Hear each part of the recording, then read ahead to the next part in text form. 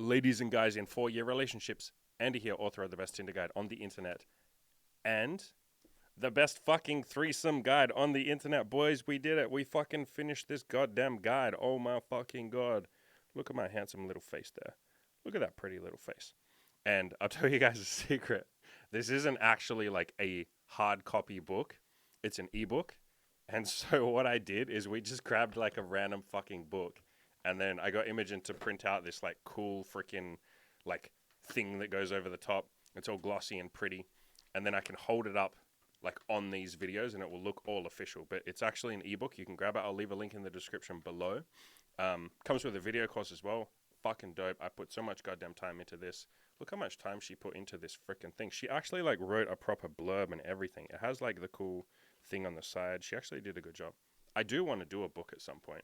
I will do a book. Anyway, let's fucking go. So speaking of Imogen, it's funny that I bring that up. It's, as you guys hear this today, it's our 4-year anniversary. So not my 4-year anniversary with you guys. It's only like 3 years or something with you guys, but 4 years with Imogen. And as I record, I'm recording this a couple weeks before my anniversary, but I'm going to release this on my anniversary. And I thought it would be useful to go through a lot of the changes that she's made and a lot of the shit that she's helped me with. Because I want to give you, well, first of all, I want to give my gratitude to her, obviously, but I want to show you guys what a really strong relationship looks like. Or a better way of phrasing that is give you guys some ideas or some like almost like a template, like a blueprint of what you kind of want to be going for if you're thinking of or if you want a serious relationship. Another way of phrasing that is giving you a list of qualities that you want to look for in a woman.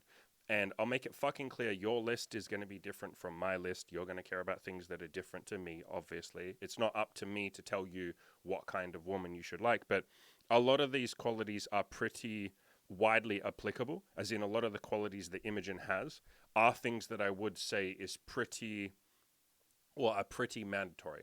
Probably the biggest one being, if you're going to get into a relationship with a woman, I would absolutely make sure that she's into self-improvement. She has to have a growth mindset. She has to sort of be thinking, 1 year from now, I want to be a better woman. 5 years from now, I want to be like a god compared to who I am. 10 years from now, holy shit, I want to go to the moon. On that note, if you guys pay attention on all the podcasts that Imogen comes on her wrist, she has a tattoo, and it's a moon. It's got a moon. It's got a little rocket ship going to the moon. That is because right from the very start, we had this kind of like, well, we both knew that we had growth mindsets, but we had this little like inside, not joke, but like inside thing between both of us where I would always say to her, every time she achieved a goal, I would say like, we're going to go to the moon, baby. Like, we're going to fucking make it. Anything we want the stars, the moon, whatever, we're going to have that. And she got that as a tattoo like a year ago. So 3 years into the relationship, she's like, I want this to be like me. I want to be the person that's like going fucking far. She's always kind of been that person, but that's probably the most important thing that I would say for any of you guys. All of you guys listening are hardcore focused on self-improvement. You are like so fucking into like improving yourself, being a better man, all of that kind of stuff. You want a woman that will be your ride or die, that will come along for the ride, that won't fuck around. If you're, ultra ambitious, she has to be equally ultra ambitious. You don't want kind of a woman that wants to sit there and watch Netflix and do her hair and fine, I'm, stereotyping there, but I think you guys what I mean. You guys know what I mean. A woman who's like into less deep things, less long-term things. If her life and her ambitions are essentially, I want to have friends and make myself pretty and watch Netflix and that's it, nothing else other than that, that's it. I don't think a lot of you are going to enjoy that long term. You're all hardcore focused on self-improvement. I think you want someone that goes along for the ride. That said, I'm specifically talking about serious relationships here. And if you're just dating casually, this shit doesn't really matter. So everything I'm about to say in this podcast, I want you guys to remember that this is for long-term relationships. And I am going to do more like relationship-y content over time. I'm going to start like branching out and going down that direction. I'm going to do content on like money and mental health and inner peace and shit like that. But the relationship stuff, I'm going to, do a fair bit more of that. So everything here is relationships. Keep that in mind. in terms of everything I'm about to say, I'm basically going to read through a big list of like everything I'm grateful to her for, which is another way of phrasing all of the qualities and the action she's taken and all of that shit that I fucking appreciate, so that you guys can get kind of an idea of like I said, like what you might want to go for. As I go through these, I want you guys to start thinking, those of you in a relationship or those of you who are thinking of getting into a relationship, maybe you've been dating a girl for like, 6 months, she's fucking amazing. You're thinking like, yeah, we're kind of growing closer. Like, I really like this chick. I want you guys to always be thinking gratitude, gratitude, gratitude. I want to express my gratitude. This even applies to a casual relationship. Let's be fucking honest. Throw in some gratitude in the relationship.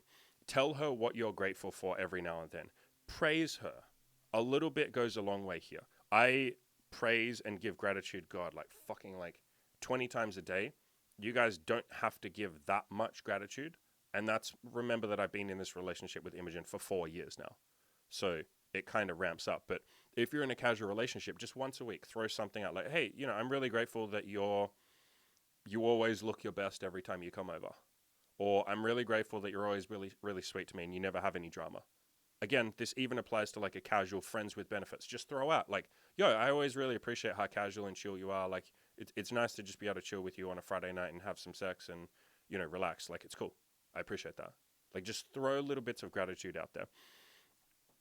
If it's a serious relationship, like let's say you've been dating for 6 months, and I recommend you don't get into you don't define it as a relationship until at least 6 months. Like, don't say, okay, we're serious, let's get hardcore serious, let's go, all that kind of shit.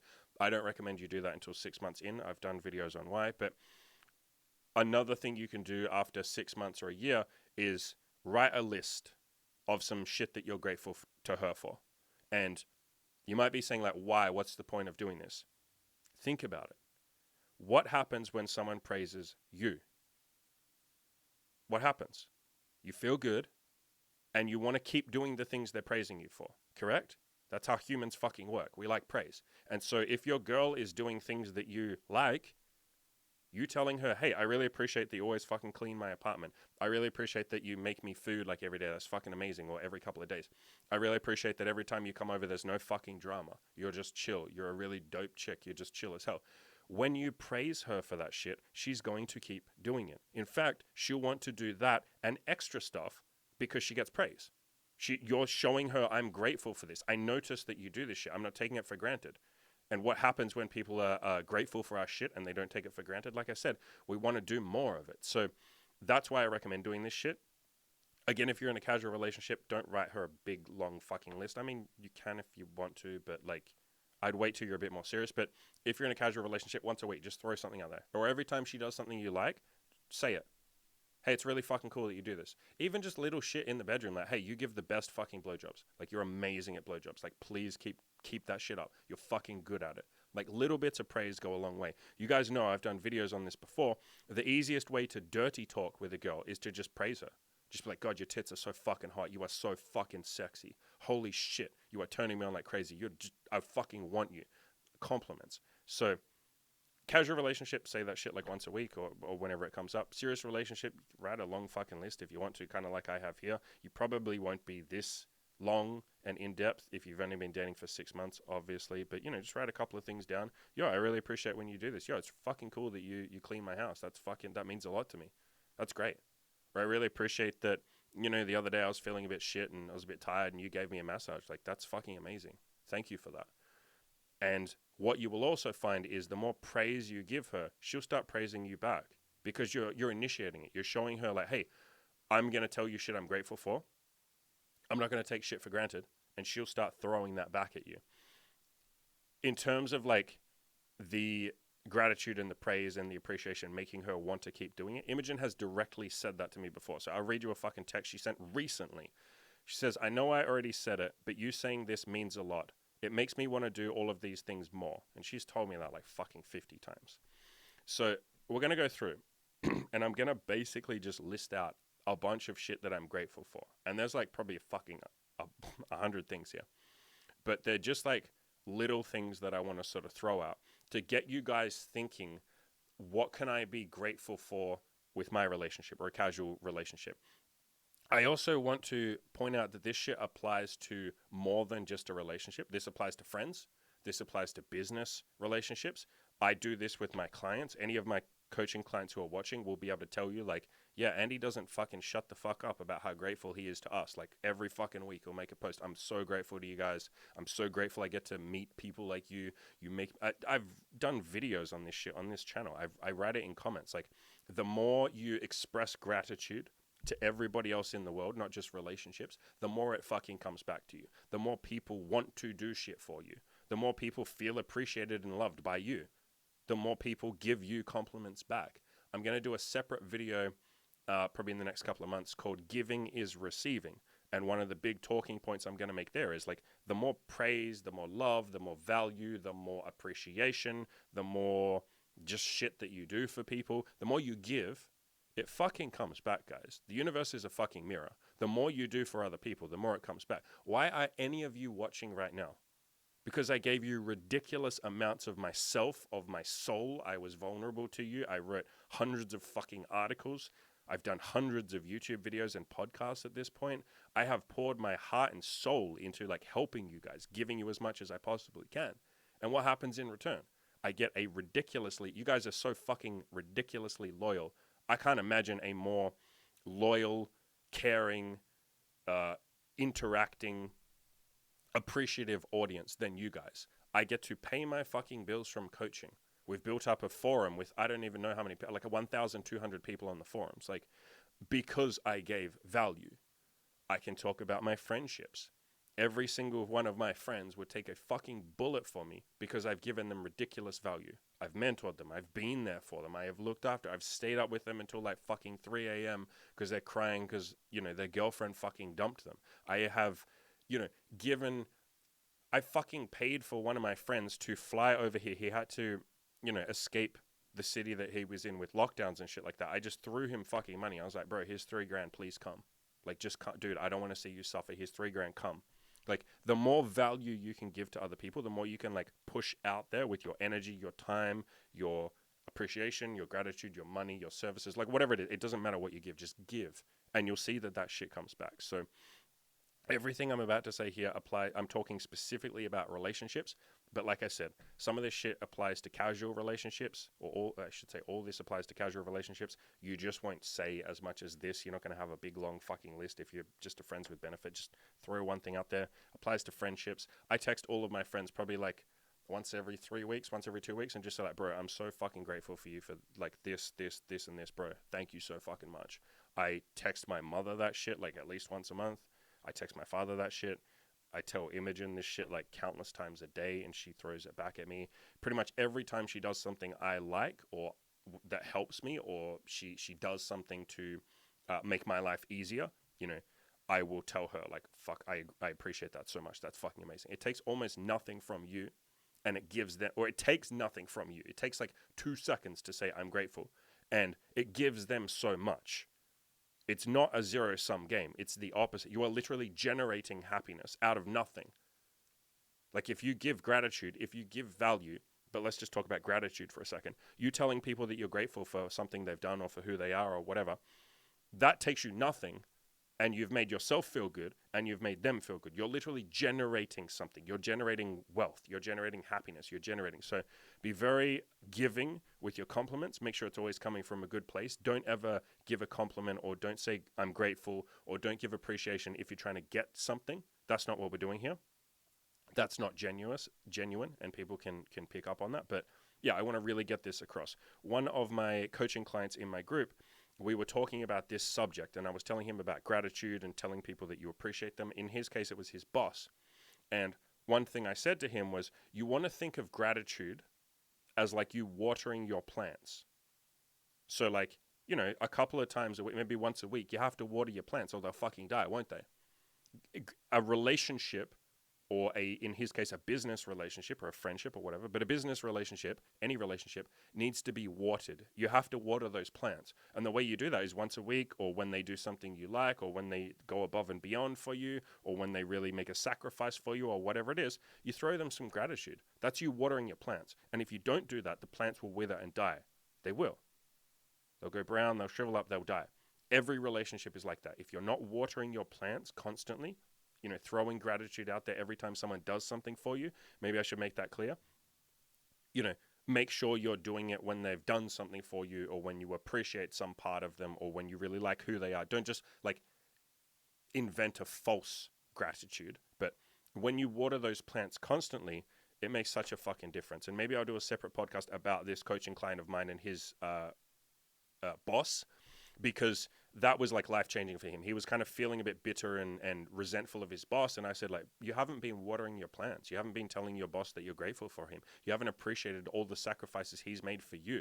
And then when he did this gratitude exercise and texted, his boss and said, I'm grateful for this and this and this, all of a sudden he's like, fuck, I don't resent my boss. I love my boss. My boss is amazing. What the fuck? So water your plants, give gratitude.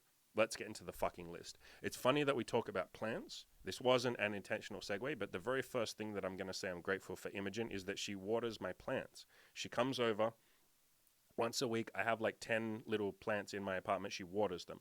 So little shit like that.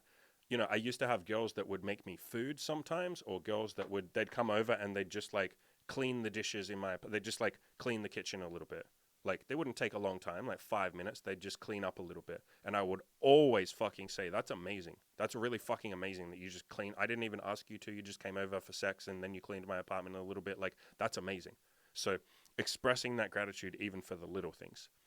I'm grateful for her being so generous with her love. Like, Jesus fucking Christ. She's so ridiculously generous. And this is one of the qualities that I would also recommend you guys look for in terms of like a serious relationship.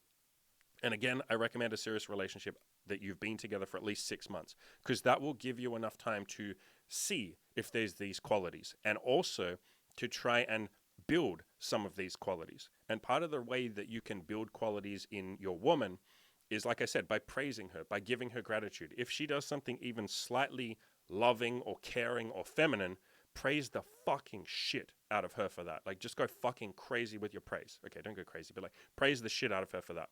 And then what will happen? She'll want to do it more. And she'll build up and she'll open up and she'll go, okay, every time I do something caring for him, every time I look after him, or I'm feminine, or I'm sweet to him, or I give him a cuddle or a massage, or I look after him, or I make him some food, or I clean his apartment, or I water his plants, every time I do that, he praises me. Fuck, I want to do this more. This is nice. I want to keep doing this. So you can foster, and I would recommend you foster a lot of these qualities in a woman, which is why I say, again, wait 6 months, at least 6 months before you get serious with a woman. I think for Imogen and I, it was like 9 months before we even had the discussion of like, should we just call this a relationship? It basically is. And so rather than going in with an agenda of like, I want to make her my girlfriend, I want to have a girlfriend, I have a need, that's you being very needy. That's having a hole or a void in yourself. You want to fill that with like, friendships, the gym, goals, ambition, inner peace, stoicism, fucking books, like what, going for a walk every day, whatever it is. You want to fill that need yourself, and then she's a nice addition to that. Don't ever use a woman, women, this applies to you too. Don't ever use a man. Don't ever use someone to fill voids in your life. That's not a good place for being in a relationship, because you'll be too needy. You won't fully appreciate them, blah, blah, blah, blah, blah. I'm incredibly grateful for her moving to a state called Queensland, where we are right now. We moved cities. We moved like fucking 4 times during all the lockdowns and shit. And that was really fucking hard for her. And that ties into the next one, which is I'm really grateful for her leaving her life in Melbourne, our old city, even though it was terrifying for her. So she's lived there her entire life. All of her family is there.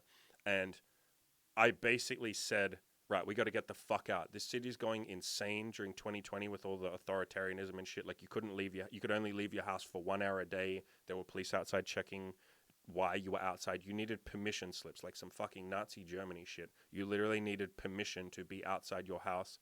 And I was like, this is insane. We got to get the fuck out. We moved, and then that place went a bit crazy, so we moved again. And then that place wasn't perfect, so we moved again. And so we moved like multiple fucking times, and each time she had to upend her life. And that's way easier for me as I was a 32-year-old male at the time, 32, 33, who understands stoicism, who understands inner peace, who understands like I can just rebuild my friend circle, I had you guys as well. I didn't have the YouTube channel, but I had my Spotify podcast and my articles and my forums and, audience. You guys helped a hell of a lot, like a hell of a lot. I can't even begin to say how grateful I am to you guys. Here's me being grateful to you guys. I can't even begin to say how grateful I am for that shit. She didn't have any of that, remember? She was like 20 at the time. She had all of her friends were in that city. She didn't know anyone in the city we were going to. I had a friend here as well. I already had a guy that I knew from online that I linked up with, and we became like mates in person here. So I literally was moving here where there's already a friend for me as well. She had no one. She didn't have an audience or a mission or a big like driving purpose like I do, which is like helping you guys building this shit up, like changing the world, all that kind of shit. She didn't have any of that. And it was incredibly fucking difficult for her. It was like the hardest thing she's ever done. By even now, she will sometimes cry and go like, that I was just thinking about how hard the last 2 years were. They were really fucking hard, baby. And I really fucking appreciate her for that. I'm not saying that you guys need to. Well, I guess I am saying that that's another quality that's worth like, and it's something you build. So what I'm trying to get at is like a woman who's willing to like pick up and move with you. I want to be careful with how I say that, because that's not something that you will know until you've been together for like, we'd been together for like 2 and a bit years at that point. It's not something you'll know until a couple of years into the relationship if she's that. And you're not going to ask a girl after like fucking 7 months to move with you. No, she's going to be like, what the fuck? No. Like, you haven't earned that yet. So I want to make it clear that we both earned each other's trust. We had both gone through a hell of a lot, like a fucking hell of a lot together. Maybe at some point I will do a separate podcast on all the changes that she's made. This one is more just like a gratitude podcast and giving you guys an idea of like the qualities you might want to look for in a woman. But yeah, she was really fucking brave, and my mental health would not have been okay. Hers wouldn't either, but my mental health would not have been okay. I wasn't going to stay in that city anyway. Like, there was 0% chance, but she moved without much fuss. And when we were driving out of that city, there's literally tears streaming down her fucking face for like an hour. And the whole time, I could tell that part of her, like, not hated me for like making her move. I didn't make her move, but at the time she didn't want to move, and she projected that onto me. And I'm the one saying like, we got to get the fuck out. Like, trust me, this city's going insane. It's only going to get worse. And it did. Like, Jesus, there was like police shooting protesters with like rubber bullets and tear gas, and like it got fucked up there. And so I was correct on that, but I am still, as the person who's initiating the move, if the other person doesn't want to move and is angry at the government, is angry at everybody else outside for being a fucking, emotional loser. Oh my God, like, this disease is going to kill us. Oh my God, I'm so scared. Like, she's angry at them. I'm the one saying, hey, your life is going to get upended. It's natural that you're going to project that anger and that hate onto the person who's literally saying, sorry, you have to leave your life behind. And so what she's told me, I knew it at the time, but she told me later on, like, yeah, I fucking hated you. And I was like, I know you did. Like, I know you well enough. Like, but throughout all of that, she was very kind with how she said it to me. At no point did she say, like, I'm mad at you. Why are you doing this? Like, fuck you. Okay, she did say, why are you doing this one time? And then when I explained it, she understood. But the level of trust she had in me was like insane. Like, insane. And how difficult that was for her. And that's probably a quality that's worth looking for and fostering in women that you decide to get really serious with. Again, that's like a way more serious relationship. I'm talking you've been together for, a year or 2 years. But I would move in the direction, or I would screen for, or I would look for women that have that level of trust in their man. And the way you can do that is by finding women who are more like feminine or more traditional even. Imogen's not super traditional, but she is with the values that she has when it comes to men and women. She's very traditional with her like masculine and feminine kind of values and energy. What I'm saying here is you want to try and find, or you can find whatever the fuck you want, but I recommend finding a woman who's super feminine and appreciates masculine energy, appreciates a guy taking the lead, appreciates a guy being the rock, appreciates the guy, being a fucking man, right? Like, I wouldn't. You guys can do whatever you want, and I'm always going to be a big advocate of you guys dating the people you want, doing what you want. And I'm always going to be that way, but I at least would recommend maybe avoiding like more feminist women, or women who have and not every feminist is like a man hater, but women who do hate men, or women who think that men shouldn't be men, or women who think that men should, defer to their woman and all that kind of stuff. And you do defer to your woman, like you talk to her, you get feedback. You don't steamroll over the top of her and make all the decisions and shit like that. But I would recommend you guys go for a woman who's like more appreciative of your masculinity, more appreciative of you taking direction of the relationship. I think that leads to more long-term happiness for her and for you. Maybe I'll do a separate podcast on that, but that's my recommendation right there. So I'm grateful for her for moving.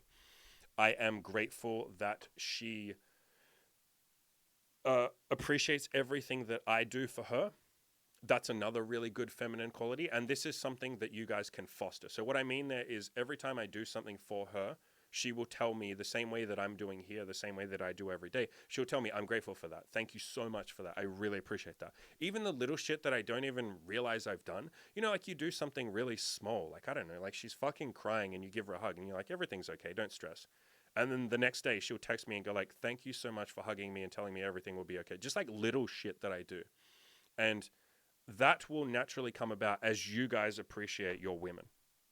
Like, the more you give gratitude and say, like, yo, it's fucking amazing that you cleaned my house. Thank you so much for that.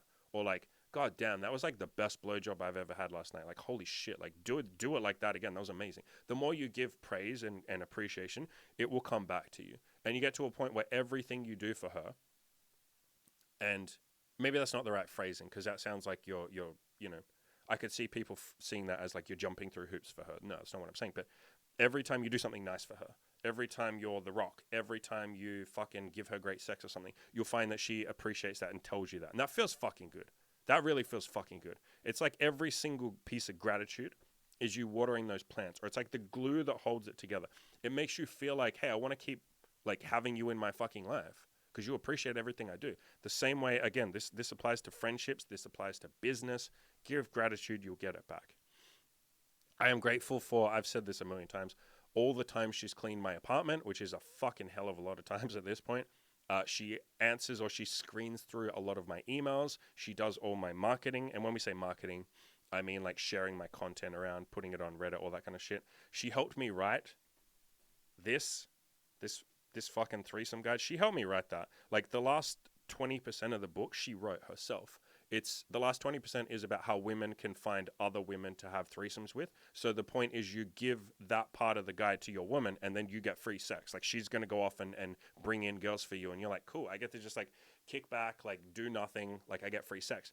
Imogen wrote that part of the guide. Like how fucking insane is that? Like she wrote like fucking 30, 40, 50 pages of just like detailed, like deep, really amazing. It's probably more than that. It's probably like 50 pages of like deep shit. It's really fucking good. It's really good. I also appreciate all the times she's like, reached out and done, like if I need something done on Fiverr, she'll make that happen. If I need an assistant for something, she'll make that happen.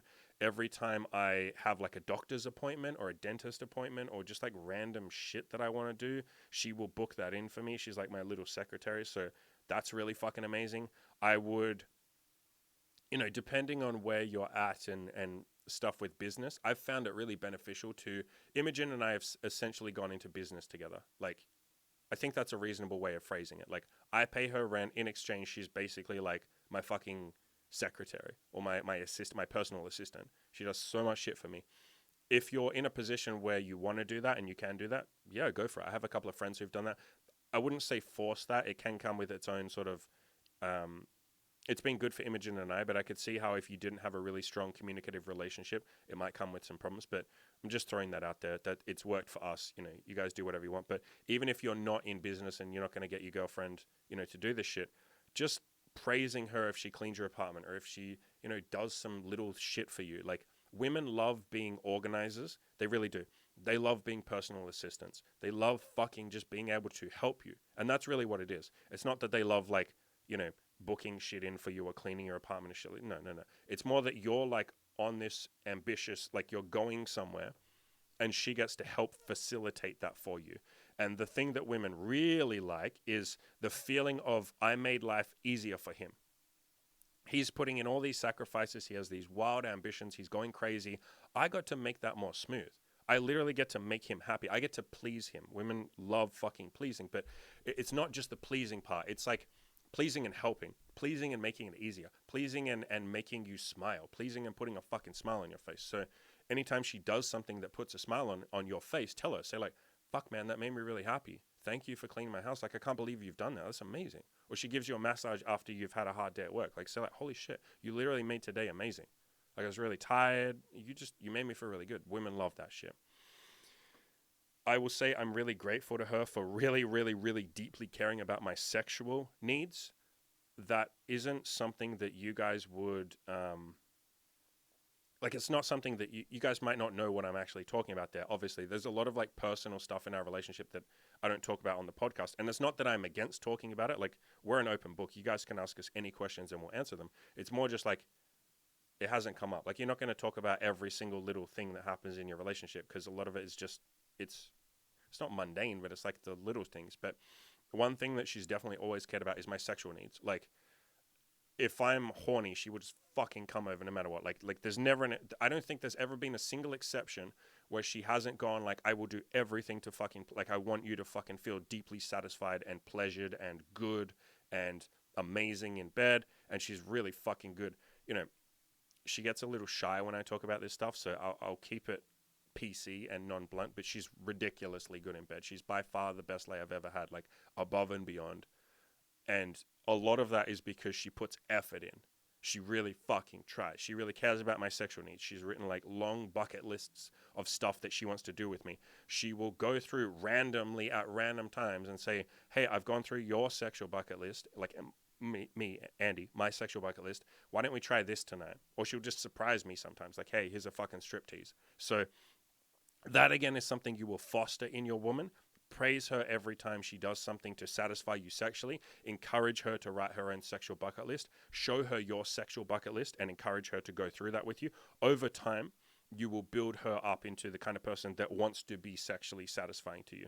I will add the caveat, if you meet a girl and the sex just isn't good from the start and she just doesn't seem to give a fuck about your sexual needs, and you sit down and you explain, like, look, my fucking sexual needs are important. Like, you know, do you give a shit? If she doesn't seem to give a shit, I would say that's a big deal breaker. I think that's probably one of the biggest deal breakers, along with a girl that refuses to communicate and be on the same team as you and talk to you and like fucking, you know, express shit. She just keeps everything inside. I'd say that's a big deal breaker as well. But remember that a lot of this stuff can be fostered and improved. So when Imogen and I first met, yes, she was very communicative, but nowhere near like she is right now. We built that over time. So a lot of these, I want to make it clear that a lot of these qualities I'm reading out, or a lot of these things that Imogen is like now, she wasn't like at the start. We had to foster a lot of these things. And so maybe a quality that's worth you guys looking for is openness to change. Or again, it's what I said at the start, having a growth mindset. If your chick thinks, I want to grow, I want to improve, I want to get into self-improvement, she'll be willing to improve all these sort of like, go through each one and improve, you know, everything that she wants to improve. You know, you'll be able to praise her and guide her and push her and encourage her, and you will both grow together. And I'm obviously not going to sit here and talk about all of my qualities, because that would sound weird coming from me, but I have improved a hell of a lot in the relationship too. Like, you cannot even begin to imagine. So this isn't just me sitting there and telling her all the things, like, and praising her and pushing her to change or improve. I shouldn't say change, improve. Improve is a better word. I have too. Like, you both want to grow together. You don't want to be like Mr. Complacent and lazy, and you're slowly getting fatter over time and just being shitter over time. And you're like, but you got to clean my house more and do all this shit. No. It's like a two-way street. And a lot of these qualities that she will improve, like a lot of the qualities that Imogen has improved, are literally because I improved. Like, she was watching me grow and develop. Remember, we've been doing this shit together for 4 years. 4 years ago, I didn't even have a fucking website, remember? I didn't do coaching. I didn't do any of this shit. I had like no fucking money. I couldn't pay the bills. I had like no fucking muscle. You know, I was just a skinny fucking nerdy mess. Like, we've grown a lot together. So I want to make that clear as well. You have to have a growth mindset. She does. I will say thank you. I'm grateful for her losing weight, improving herself, and never giving up, even in the times where I've put a lot of pressure on her too. So we both gained a lot of weight over 2020 and 2021 with all the authoritarian, totalitarian shit. And I've talked about this before, she has like struggled with binge eating. She used to be bulimic at the start. She's fixed that. She doesn't, you know, bulimia is when you stick your fingers down your throat, make yourself throw up and stuff like that to lose weight. She hasn't done that in like 3 years, but The binge eating shit has been a big struggle. I am so grateful to her for her tenacity, for her never giving up, even in the moments where, I put a lot of pressure into like, come on, hurry up, just fucking stop binge eating, lose weight. I want you to fucking be lean. I want us to look amazing. I've put a lot of pressure on her. She's put a lot of pressure on herself. And I'm really grateful that she taught me a lot about patience. She taught me a lot about fucking tenacity, Jesus Christ, and perseverance. Like, she has never fucking quit. You have no idea how many times she has wanted to. She's like, I would equate her to, who can I shout out? Like, some of my best coaching clients of all time in terms of perseverance and like not giving up. I would say that she gives most of my coaching clients and most of my audience a run for their money. Like, she's way more she's way more ballsy and courageous. And that's, I'm making it sound bad. It's not a competition, but she's definitely more courageous than, I would say, 98% of like the people on my forums or people that I come into contact with. Like, she kills it in terms of like not quitting, competitive drive, growth mindset. Yeah, I would rank her above. I would rank her in the top like 5 people I've ever met in my life in terms of like drive and not giving up and wanting to quit, but just going, I can't quit. Like, she's incapable of quitting. So, I would look for those qualities in a woman as well. You can do that quite early on. Early on when I met her, like the second time I met her, she said, I've been thinking of losing weight. And I was like, if you're serious, you'll fucking do it. It's what I say to most people. Like, don't tell me you're going to lose weight. Fucking just start. Go download MyFitnessPal and start tracking your calories. She comes back like a couple days later. Hey, I downloaded MyFitnessPal. I've put in my calories. I did a bunch of research. I've already started losing weight. I've already lost 100 grams or some shit. I'm on the way. And I was like, okay, there's something here. She seems to be serious. And I would give her like little bits of advice and say, okay, go do this. Hey, go do this. Go do this. And in the first 3 months of we were only casual at that point. We were just friends with benefits. In the first 3 months, she changed a bunch of shit. Like a bunch of shit. She did a bunch of crazy shit. She saw that I had done like the approach anxiety program and that I went outside and talked to women and hit on women.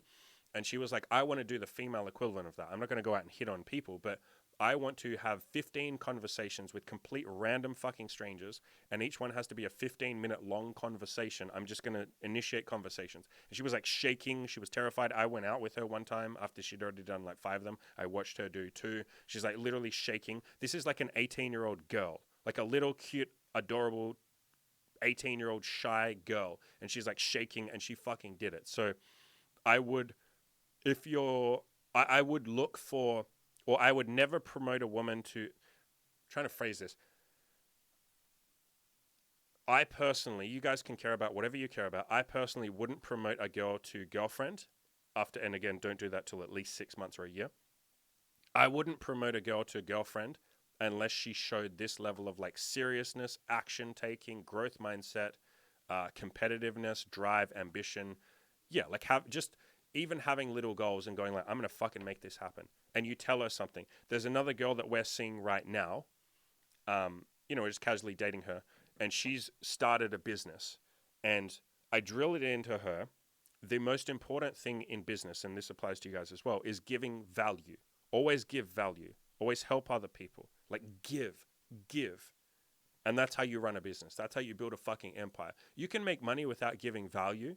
You can make money by being scummy and manipulating people and lying and cheating and being kind of dodgy, or just being average. You can make money, but you're not going to build an empire. You're not going to be fucking ridiculously rich. You're not going to change the world. You're not going to impact the lives of your customers. So anyway, I said to this girl, always give value. Always give value. Write that down somewhere. She sends me a text, a picture, like 10 minutes later. It's over her bed, and she's written on sticky notes, always give value in giant letters with she's underlined it, and I was like, fuck yeah. That's the kind of person that I would recommend you eventually, you don't have to, but if you're going to eventually promote a girl to a girlfriend, that's one of the qualities I would look for. On a similar note, I'm grateful to her for always supporting my goals, always pushing me, and being my biggest cheerleader. So that's what I'm talking about where I say you want a woman who embraces that kind of feminine energy, that energy of like, my man is going places. He's like ultra ambitious. He's like going, he's going to fucking go to the moon. I want to fucking be his cheerleader and make him go there too. And obviously she has her own goals, and you want your woman to be independent and not just like entirely reliant on you and has no fucking goals of herself. But being a cheerleader for your goals and going like, fuck yeah. You guys have no idea how many millions of times she's been my cheerleader. Like before every single coaching call, she will send me a text like 10 minutes before and say, I hope you have a great call today. You're a great coach. Like, you're changing lives. Like, I really believe in you, that kind of shit. She'll tell me afterwards as well, like, you did a great job. You're a great coach. Like, and she doesn't know I did a great job, but, she will give me that praise and that encouragement. Having a woman like that, who's like your ride or die, and again, that's something you build, but finding a woman who has that kind of like cheerleader energy or that like emotional support energy. We're really just talking about femininity here. And this again can be encouraged. If she does it a little bit, you can say like, hey, fucking good job. And then she'll do it more and more. Imogen wasn't this encouraging at the start. She was too shy and, shy really. So she wasn't super encouraging at the start, but every now and then it's like, I would tell her, and here's how you do it. Let's say you're just dating a girl casually and you do something really fucking dope, something really amazing. You go like, oh my God, I made $3,000 in sales today. You tell her, you're like, holy shit, I had the best day ever. Like I made $3,000 in sales today. And she's like, oh, that's really cool. As soon as she says that's really cool, she's like, oh, good job. You say like, yo, I'll be real with you. That really fucking means a lot. Thank you. Like, that's really cool of you.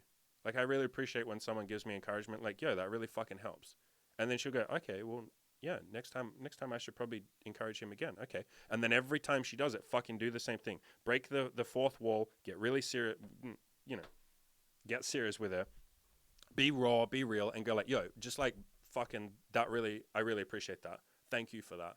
That's really fucking dope that you encourage me. I really like that. Maybe once every month you send her a text saying like, yo, you're always really encouraging to me. Every time I have some good news or something, you're always really encouraging. Like, thank you for that. I really appreciate that. Like, keep it up. That's really nice of you. Like, just encourage this shit. I am grateful for the way that she looks at me. Yeah, if you guys could, if I could get you any woman, I would get you a woman who looks, this is a meme, but they say like, you want to find a woman who looks at you the way, this person looks at me. If I could get you guys a woman, I would get you a woman that looks at you the way that Imogen looks at me. Like, holy shit, I can't even, it's like she looks at me like I'm the best person on the planet. I think that's the best way of phrasing it. I think she looks at me like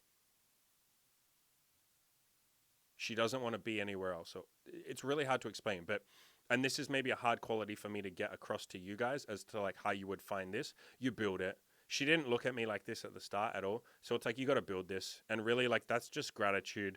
It's going through some tough shit together and coming out the other side. It's being ridiculously raw and real and vulnerable and open and sharing shit.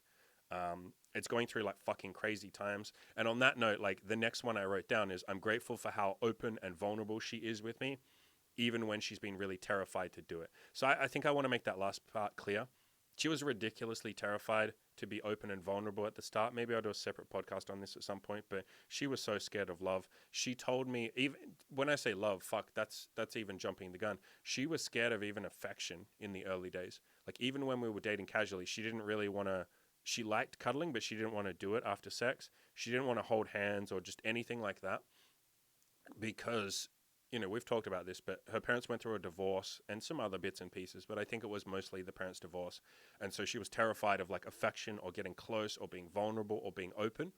And yet she still had the courage to fucking give it a try. Despite thinking, I remember like when she told me she liked me, which was, I don't know, after like 3 months or something. So not even love, just saying like, yo, I like you. I like being around you. She took like 2 hours to tell me that. Like, she like literally took fucking two. She was trying to work up the courage, and she said, I have something to, and she couldn't say it. And like, she's crying and everything. And just like, she goes through this whole tumultuous, like, emotional roller coaster. And then finally at the end of it, you can just see the like fear in her eyes, because she thinks as soon as she says, I like you, I'm going to run away, or think she's weird, or think she's clingy. We've been together, like I said, for like 3 months at this point. But she finally works up the courage to say like, I like you. And she can't even look me in the eyes when she says it. And I'm like, oh, that's cool. I like you too. And she's like waiting for like something bad to happen, and nothing bad happens. And I was like, why were you so scared of that? I like you too. You're cool. Like, I like hanging out with you. The sex is great. So You can encourage and foster your girl to be open. You don't have to meet a girl who's super open and vulnerable. In fact, most people won't be super open and vulnerable by default. It's great if you find one who is. We've dated plenty of girls like that. I've dated plenty of girls like that. But it is something you can definitely foster. And the way you do that is by you being open and vulnerable. She saw how real I was with her, and that's why I push you guys to be honest. It's why I say just be honest and upfront, even when you're literally just casually dating. Just fucking tell the truth. It's too much fucking bullshit and heartache and drama and just crap lying or even hiding things or pretending to be like some perfect fucking alpha male who never fucking makes any mistakes. It's just too much fucking effort. It's not worth it. And you don't get this like open vulnerability and trust and like beautiful fucking intimacy that you get when you're open and vulnerable. So it's not something you have to go and seek. You will build vulnerability by being vulnerable yourself. I am grateful to her for trusting me with like fucking everything. Jesus Christ, she trusts me. And that's something you'll build, guys. You don't have to find that. You'll build that. I am grateful to her, I already said this, for listening to me during 2020 and just trusting that I would make things better if we left our old city, and we did. But that was a huge leap of faith. And that, again, comes from you finding a woman who likes that masculine energy, who wants to trust the guy that she's with. And obviously, like, there are times where she stands up and says, like, I don't think we should do that. I don't want to do that. I think that's a bad idea. So never steamroll your girl. I did an article called How to Take the Lead and Be Masculine Without Being Controlling. And the way you do it is like fucking simple. It's a 3-step process. You suggest something, you listen to her feedback, and then you make the final decision. And so the way that looks is, let's say you want to go out for pizza.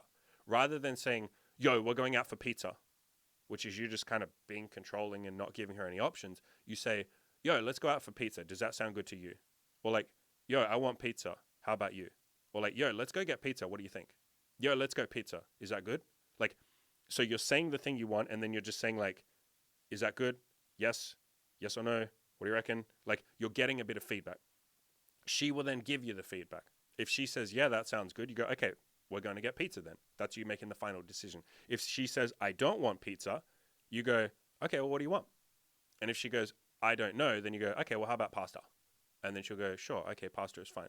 Or if she says, well, what about fucking hamburgers? You then make the final decision. Now, the final decision is either, sure, we'll go get hamburgers, or it might be, nah, I really want pizza. We're going to get pizza tonight, and we'll get hamburgers tomorrow. Or the final decision might be, how about I'm going to get pizza, you grab a hamburger, and then, my pizza will still be hot. We'll eat it together. It'll be cool. We'll go sit somewhere on a bench or whatever and eat it together. So say the first thing you're going to do, like we're going to go get pizza. We're leaving Melbourne. Listen to the feedback. In Imogen's case, on this one thing, she said, I don't want to leave Melbourne. And sometimes, and this is where you have to sort of like be very, you'll get better at this over time, but there is sort of a process of figuring out how to do this and make compromises and still lead. And sometimes you guys will know when that situation is. There's something that's such a serious situation that you still listen to her feelings, you still take them on board. And that's what I mean when I say listen to that feedback, her saying, I don't want to leave Melbourne. You talk through it. We talked through it for like days. We went so fucking deep on that shit. And eventually I had to still make the ultimate decision and say, listen, I know you don't want to leave. I know you're probably going to hate me a little bit for a little bit, but I need to make this decision for you, for us, for me. This is the best thing for us. And again, we'd been in a relationship for 2 years at that point. Don't do this if you've been in a relationship for 6 months. That's probably just being a bit controlling. But we had built trust. She trusted me. I had a long track record and history of making decisions that were good for her. So she had tangible proof, like hundreds of times, that almost every decision I made, or pretty much every decision I made, benefited her. And that I never made decisions that didn't benefit her. So with those caveats, long track record of making good decisions that benefited her, not making stupid bad decisions. Like I wasn't a bad decision maker. She had proof of that, of like, Andy's very rational. He's very thought out. He never makes a silly, irrational, spontaneous decision that doesn't work out. Sometimes I make mistakes, sure, but for the most part. And so when I said, I'm sorry, baby, we still have to leave. I know you don't want to, but like, you have to trust me. It was really hard for her, but she was able to trust. So that is something you'll build up.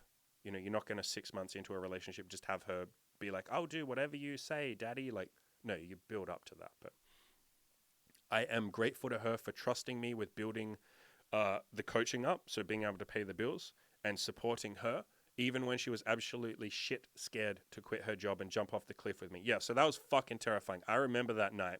We were walking around, like we went for this long walk to discuss everything. And I had started building coaching up. And it was enough for me to pay the bills. Barely enough for me to pay the bills. And I said to her, you know, actually, I don't think I could pay the bills at that point. I couldn't pay the bills at that point. And I said to her, I just don't have enough time to do everything I need to do. I don't have enough time to answer all my emails. I don't have enough time to book in coaching calls. I don't have enough time to do the coaching calls. I don't have enough time to write articles. I don't have enough time to do a YouTube. I have so much fucking shit to do, and I can't do it by myself. Would you like to do it with me? I will pay your rent, so you will quit your job. She had a job, and I was like, you will quit your job. I will pay your rent, obviously. Like, we'll pay for everything with the money that we earn. And you have to work for me full time. You have to work your fucking cunt off. You have to work your fucking pussy off. Work your ass off. You have to do everything. You have to share our shit and like share my content to get it out there, to get the word. You have to reach out to other podcasters and content creators and try and get me on there to build the audience. You have to reply to every fucking email. You have to go through and screen them. You have to do this. You have to do that. You have to do this. I gave her a long list of things and I said, do you want to do this with me? And she's like, I'm so fucking scared. What you're asking me is like insane. You can't even pay the bills yourself, Andy, at this point. I don't think I could at that point. I think I was getting close to being able to support myself, but not quite. And she was like, you can't even pay the fucking bills yourself. And you're saying you want to take on the burden of my rent as well, and my bills and food and car costs and electricity and all that shit? Like, this is terrifying. And I was like, we have something here. Like every client I have worked with has told me like, you changed my life, dude. You should have charged like me twice as much. I had multiple clients say, you should have charged me twice what you charged me. You should have literally charged me like fucking twice. And we have something special here. I think we can make this work, or I know we can make this work. You just have to trust me. I know this sounds insane and you don't have to do this, but I want you to do this. If you ultimately don't want to do this, you know, I'm not going to make you do this. We will take out a bank loan so that we can still pay the bills. That's how we'll pay your rent. We'll pay it from the bank loan. I ran the numbers. I was like, we have about 4 months of leeway or 6 months of leeway. I think it was like 6 months of leeway. And we can pay the rent from that, and then we'll make this thing work. And we took out like a $20,000 Australian, so, you know, like 16,000 US dollars bank loan. And she jumped off that cliff with me. And like, holy fuck, that was so terrifying. Like neither of us could sleep for the first like 3 months. That was so terrifying. That was literally the most terrifying thing ever. And the fact that she trusted me and did that with me, like, fuck me. These are the kind of qualities that you kind of look for, but you also really build. So the way you would look for this kind of quality is like a woman who's super feminine, who wants a man to lead, who trusts men, but not like complete. You don't want a woman who's just completely naive and will just trust any man. Remember that I earned Imogen's trust. I hope I'm making this clear. I had done a ridiculous amount of competent things and shown her that I was good at making decisions, you know, for like 2.5, 3 years. And everything I had said to her had worked out. I had helped her. I had made her grow. I'd earned the trust. So I wouldn't want a woman, and I wouldn't suggest you guys have a woman that just trusts you like right off the bat. Obviously, you know, it's something you build, but I'm really grateful to her for that. It's something you guys can build as well. Basically, Imogen is my ride or die. Like, she really would fucking go to the ends of the earth with me. Like, we've had that conversation a million times. She's like, you know, I'm like going to do fucking like whatever you, like within reason. She has, like I said, she has boundaries. She will push back sometimes. But as long as it's a good decision, she feels that it's a good decision. She'll like, yeah, I fucking trust you. You've proven it at this point. So you do have to prove it a lot of times. I am grateful to, so this is like basically the same one. I'm grateful to her for being my business partner, being by my side the entire time we built the coaching up and the audience and stuff like that. She was there for me in thousands of my darkest moments when it was just me and her versus the world. All those moments where I couldn't sleep, you guys have no fucking idea what it took to get here. I felt like I was drowning. Yeah, you guys can't even, I've talked about this, but for the most part, people would just look at your YouTube or your coaching or the money you make or, you know, your audience or whatever, and they'll go like, oh, this guy just must have like yeah, this must have been easy for him. He's just the guy that can pay the bills now. Like, isn't that cool? You know, no, fuck no. It's like, we went through hell. I've talked about this a lot. I've done articles and videos on this. We went through some fucking hell. There was so many nights where I was sleeping like 3 hours a night. Like, you have no idea how many sleepless nights. Remember that for a while I was still working a job. I was working at that warehouse job and I was traveling like 3 hours. I think it was like 2.5 hours to get there and then like 2.5 hours to get back home. And I was writing articles on my phone on the train. Like, fuck me, man. There were so many times I felt like I was drowning. I felt the walls closing in. I felt like I had several panic attacks. Like, I had so many like really dark moments where I was like, I don't think, I just want this to be over. Like, I don't know if I can make it. Like, and she was there for me in those moments. Like, you guys have no fucking idea how many times we had conversations. She gave me so many insights and so much wisdom and just so much like love and support. You know, even in the moments where I thought like, I'm not going to, like, I don't know if we can make it. She was like, we'll make it. And I never expressed it to her. Like, I don't think we would make it. I think it's important that I get that across to you guys. Don't ever be completely like weak and, you know, without any stoicism. Like, don't just give up. Don't be like, I don't think I'm going to make it. It's hopeless. It was more that I said, I have fears that I won't make it. I know we're going to make it, but I have fears. I'm insecure. I worry about this stuff.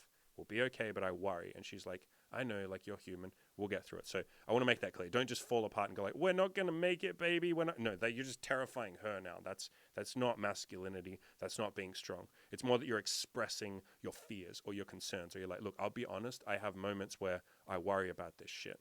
And she's like, yeah, no, of course you're human. So I'll make that clear. But yeah, she was fucking there for me. I will say I'm grateful for her unwavering loyalty. She would take a bullet for me. She would do anything for me. You know, I'd do the same for her. That's something you kind of find in a woman. Like, you will find a woman who's loyal, who expresses that. Again, that's like femininity, a woman who wants to be by her man's side. And this stuff will take a little while to come out. Like, on date one, you're not going to find out any of this shit. It's more that this comes up over the next 6 months to a year of dating, which again is why I say relentlessly, wait at least 6 months, if not a year. I should probably just start saying a year. Wait a year before you call it a relationship.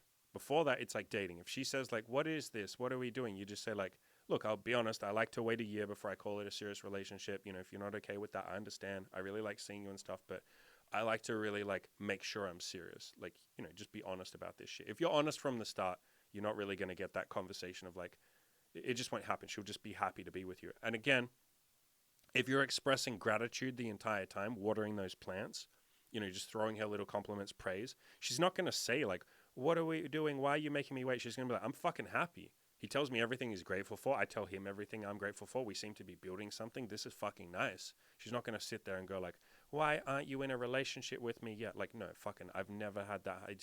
That shouldn't be happening. If that's happening to you guys, it's because you're not doing enough praise. It's because you didn't screen hard enough. It's because you weren't honest enough. You know, you were kind of just like leading her down the garden path and you didn't tell her up front, look, this is casual. This will be casual. I don't get into a serious relationship until like way later on. So honesty fixes that. But yeah, she's very loyal. That's something you will build. But certain women are more prone to loyalty than others. And you kind of know that. It's more like the, again, traditional kind of feminine women who like a man and all that kind of stuff. This is very similar to one before. I said I'm grateful for her telling me that she loved me after about, I can't remember when she told me, like maybe like, I really don't remember, maybe 9 months in. No, it wouldn't have been that long. It would have been earlier, like 5 or 6 months in, maybe 6 months. Whatever, it doesn't fucking matter. But she told me she loved me. And similar to her telling me she liked me, her telling me she loved me was really fucking difficult for her. And I really appreciate her kind of like trusting me with that and just being open. And really a way of phrasing this is gratitude for being like affectionate, loving. Now, maybe affectionate's the better word. And so that's something you guys foster. You know, yes, certain women will be affectionate, but remember what I said. Imogen was not affectionate at the start. Now, she wasn't unaffectionate. It was that she was like holding back. You know what I mean? It's like she was worried about being too affectionate because she didn't want to be clingy. She didn't want to get attached. She didn't want like, you know, what happened with her parents, like the divorce, to happen again. So it was like she had a wall up. So she wasn't like cold. She definitely wasn't cold, but she was like hesitant. So maybe don't date a girl that's like ultra cold. Although I guess you can like help her work, you know, through that shit. But It's more that you foster or you praise her every time she's affectionate, and you're affectionate, and all of that kind of stuff. And over time, she'll open up. I'm grateful to her for opening up to me about her bulimia, her binge eating, some of her childhood stuff, which I won't talk about here, but bits and pieces, and trusting me with that. And that really is something you guys will foster. What I'm saying here is like openness, like a girl who's honest and real with you and doesn't play games and just tells you what's going on, tells her some shit that she went through, all that kind of stuff and that will happen from you doing that. You will need to take the lead. So, if you're stressed about something, again, approach it in a masculine way. Don't say, "Oh my God, I'm so stressed. Oh my God, I'm stressed." But say like, "Yeah, I'll be real with you. I'm like feeling a bit stressed right now. I'm working through it. Here's what I'm going through. But I thought I'd keep it real with you and, just let you know I'm stressed. Like, because I want to show you that you can be stressed and still work on things. It doesn't have to, like, you use it as a teaching moment." This was something I did with Imogen. I still do, but I did it very early on. And a lot of times, if I was struggling with something, I'd be like, "Yo, I'm going to teach you something right here. So I'm struggling like crazy with this thing. Here's the plan. I've got to fix it. Here's how I'm working on it." Or I would tell her after I had gone through a stressful thing, and I'd say, "Yeah, I was real stressed last week. I went through this. I did this and this. So maybe you can learn something from that. Maybe that's how you can, be less stressed yourself." And so opening up and being real and honest and raw with chicks. And eventually, the longer you're together, you can open up about other shit. Like I've told her about childhood shit I've gone through. I've told her, a bunch of shit that I haven't even necessarily said on this podcast. And maybe I will at some point, maybe I won't, whatever. But, don't do that immediately, obviously. Like that happened over the first like year or two of being together, slowly opening up, sharing more shit. We did some LSD trips together, and obviously when you trip on LSD with someone, everything sort of comes out. And so I was very honest with her. Again, wait, slowly like open that. Like I'm not telling you on date one, or like the first month of dating her, be like, "Hey, by the way, when I was a kid, like I used to get bullied and my fucking uncle touched me." Like maybe don't say that in the first. You can if you want to, if it's irrelevant, fine. But there's like you open up over time, you build trust. You guys know this shit. I'm grateful for all the times she listens to. This is just a weird little side one. I send her a lot of music that I like. I fucking love music. My best mate is a drummer. I've always just been hardcore into music. A lot of you won't know. I have a song. I have an album on Spotify. Bet you fuckers didn't know that, did you? Those of you who know me might be able to find it. It's not under Kill You're in a Loser. If anyone finds it, leave a comment in the description. Leave a comment below. Like literally tell me if you found it. I'm really curious. And just tell me what name it was released under, and then I'll know you're not full of shit. Or tell me the name of the album. There you go. Just tell me the name of the album. Yeah, so I love fucking music. I send her songs all the time, and she listens to them, and she'll always give like, she won't just say like, "I like that song." She'll tell me why she liked that song or what she liked about it. Or like she'll give like a paragraph about, I'm someone that really likes to analyze everything. I fucking overanalyze everything. I'm probably fucking autistic. And I will go through movies, I'll go through music, and I just love getting in there and fucking overanalyzing everything. And she has opened up and done that with me. And this might sound like a weird thing to be grateful for, but this is what I'm talking about, where I say to I tell you guys to tell chicks like every little thing that you're grateful for.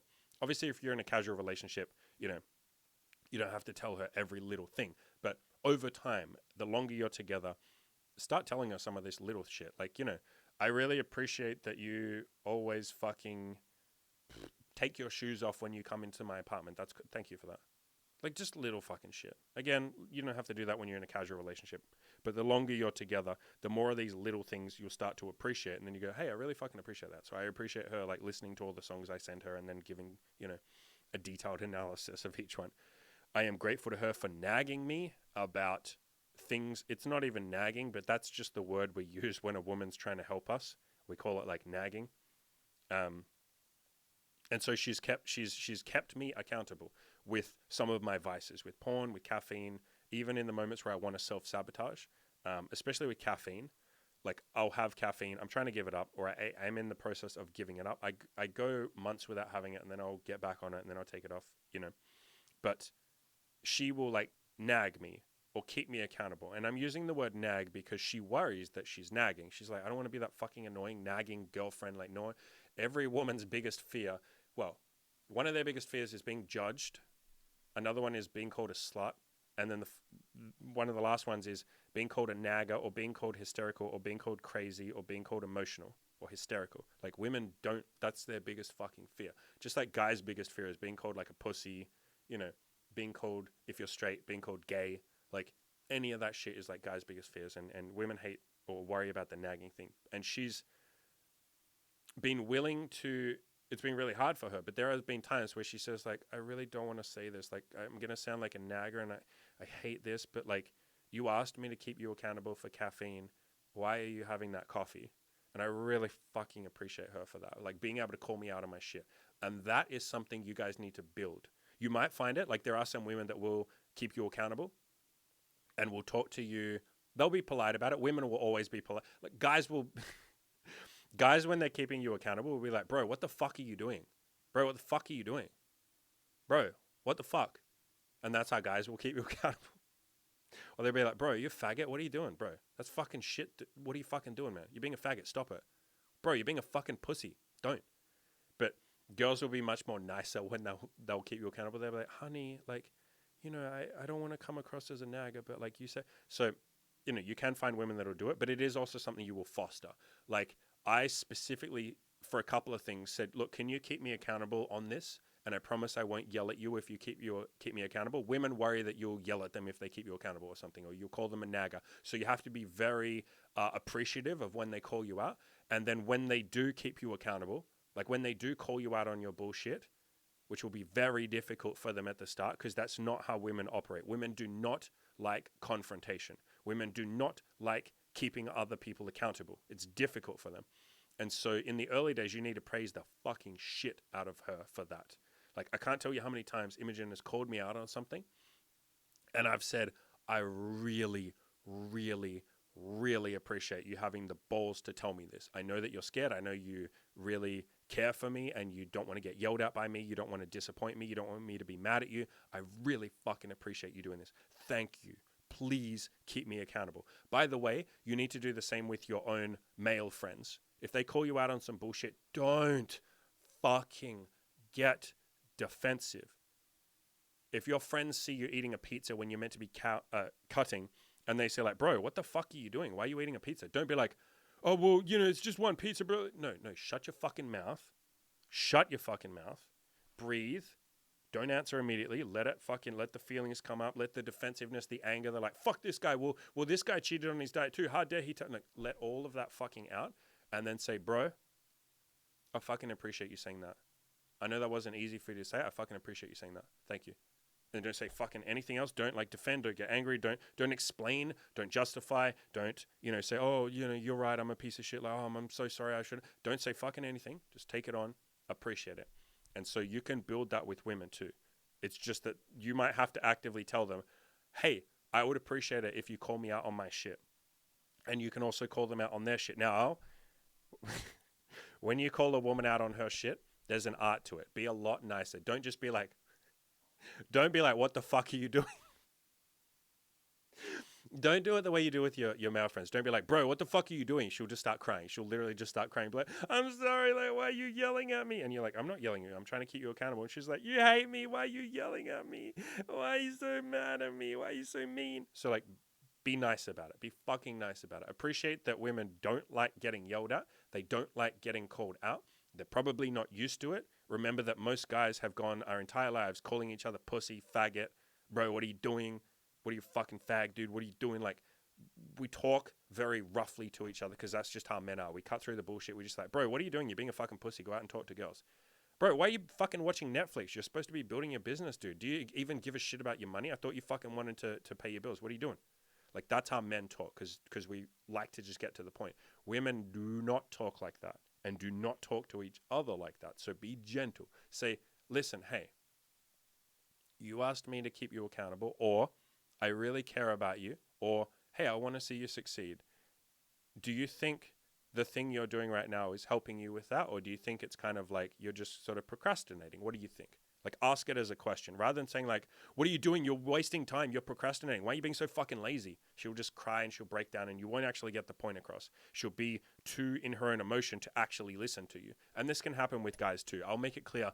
I don't talk to any of my coaching clients or my friends like this. I don't say like, bro, what are you fucking doing? I don't. That's not how I talk. I talk a lot more gentle. I'm like, hey, is this helping you? Or do you think, you're just sort of wasting time here? Speak like that with women. Say, hey, do you think watching Netflix, hey, do you think like spending $300 on shoes last night, isn't that kind of like going against, that you said you're really stressed about not paying the rent?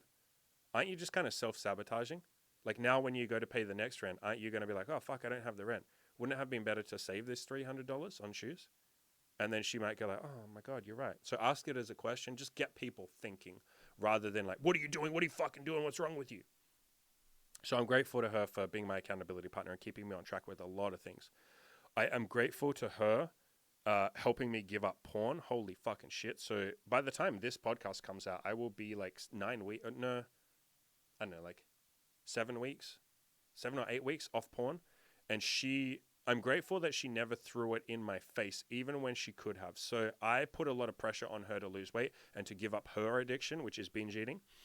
And at no point did she ever throw that back in my face, ever. Not a single fucking time, ever in the entire relationship. At no point did she ever say, well, you can't be hard on me for binge eating. You can't push me not to binge eat. You fucking look at porn every day. Like, what do you drink alcohol. At no point did she fucking throw that in my face. And I think that ties into a greater point, which is that she is a very kind person. And now that is something you can screen for. You can screen for like kind, sweet, feminine women. And she definitely was that from the very start. But you also foster it. So what I would recommend you guys do, the longer you're with a girl, let's say you've been with her, I don't fucking know, like 4 months, 5 months, 6 months, and you're starting to like each other, not a relationship yet, but you like each other. I would start giving her books that help her be more kind or more peaceful or more nice to people. And don't give her a book that says like, hey, how to be nice. But you can start fostering those qualities. So some books that really help is Letting Go by David Hawkins. Highly recommend that book. Letting Go by David Hawkins. You Can't Afford the Luxury of a Negative Thought. Loving What Is by Byron Katie. I really love that book. What else would help? Love is Letting Go of Fear. Letting Go of Nothing. Any of these books, really. These are all books I've recommended a bunch of times, but any of those books, if you get her to start reading them, they're all books.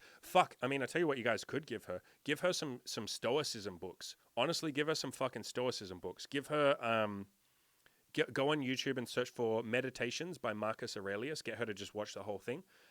Get her to watch the book of Epictetus. So Epictetus. There should be 4 YouTube videos on that. All this shit's free. Get her to watch those two. Like Epictetus and Meditations by Marcus Aurelius, and teach her stoicism. If she wants stoicism in a more feminine, easy to read way, the book I just recommended before, Loving What Is by Byron Katie, that is like a woman came along and grabbed stoicism and then just wrapped it up in feminine, like a nice pretty bow, and said, here you go.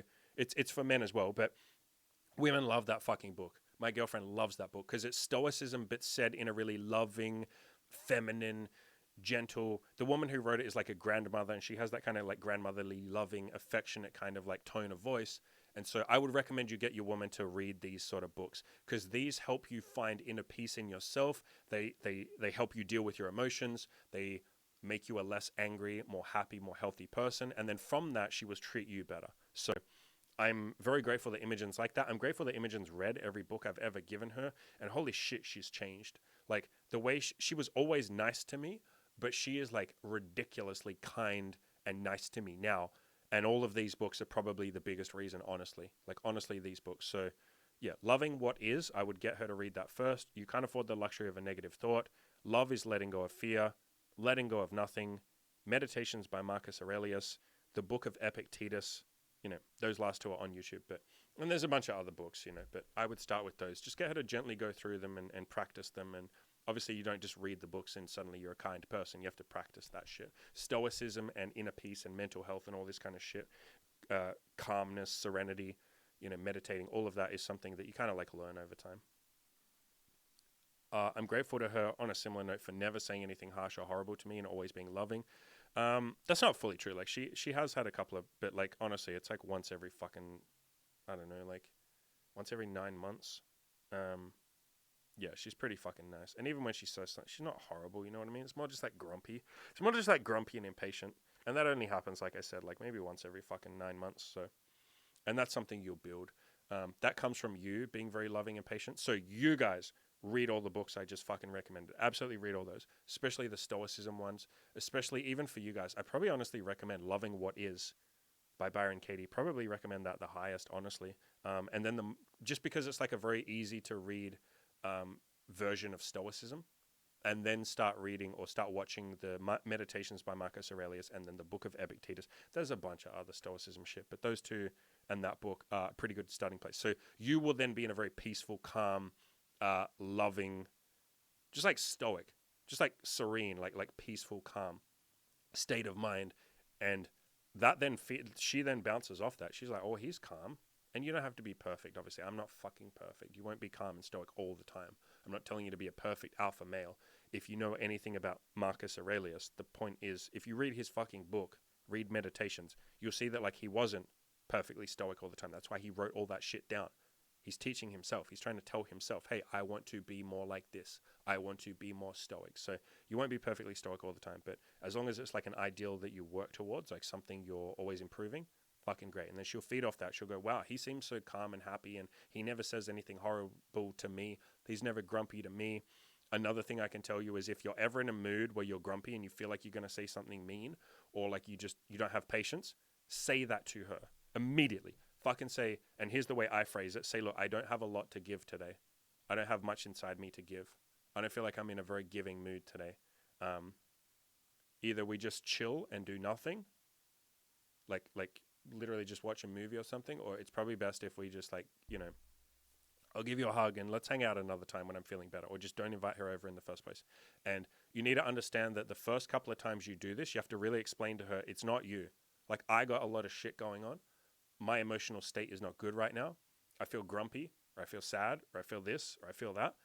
I don't think I can be particularly nice to anyone right now. It's not you. It's literally not you.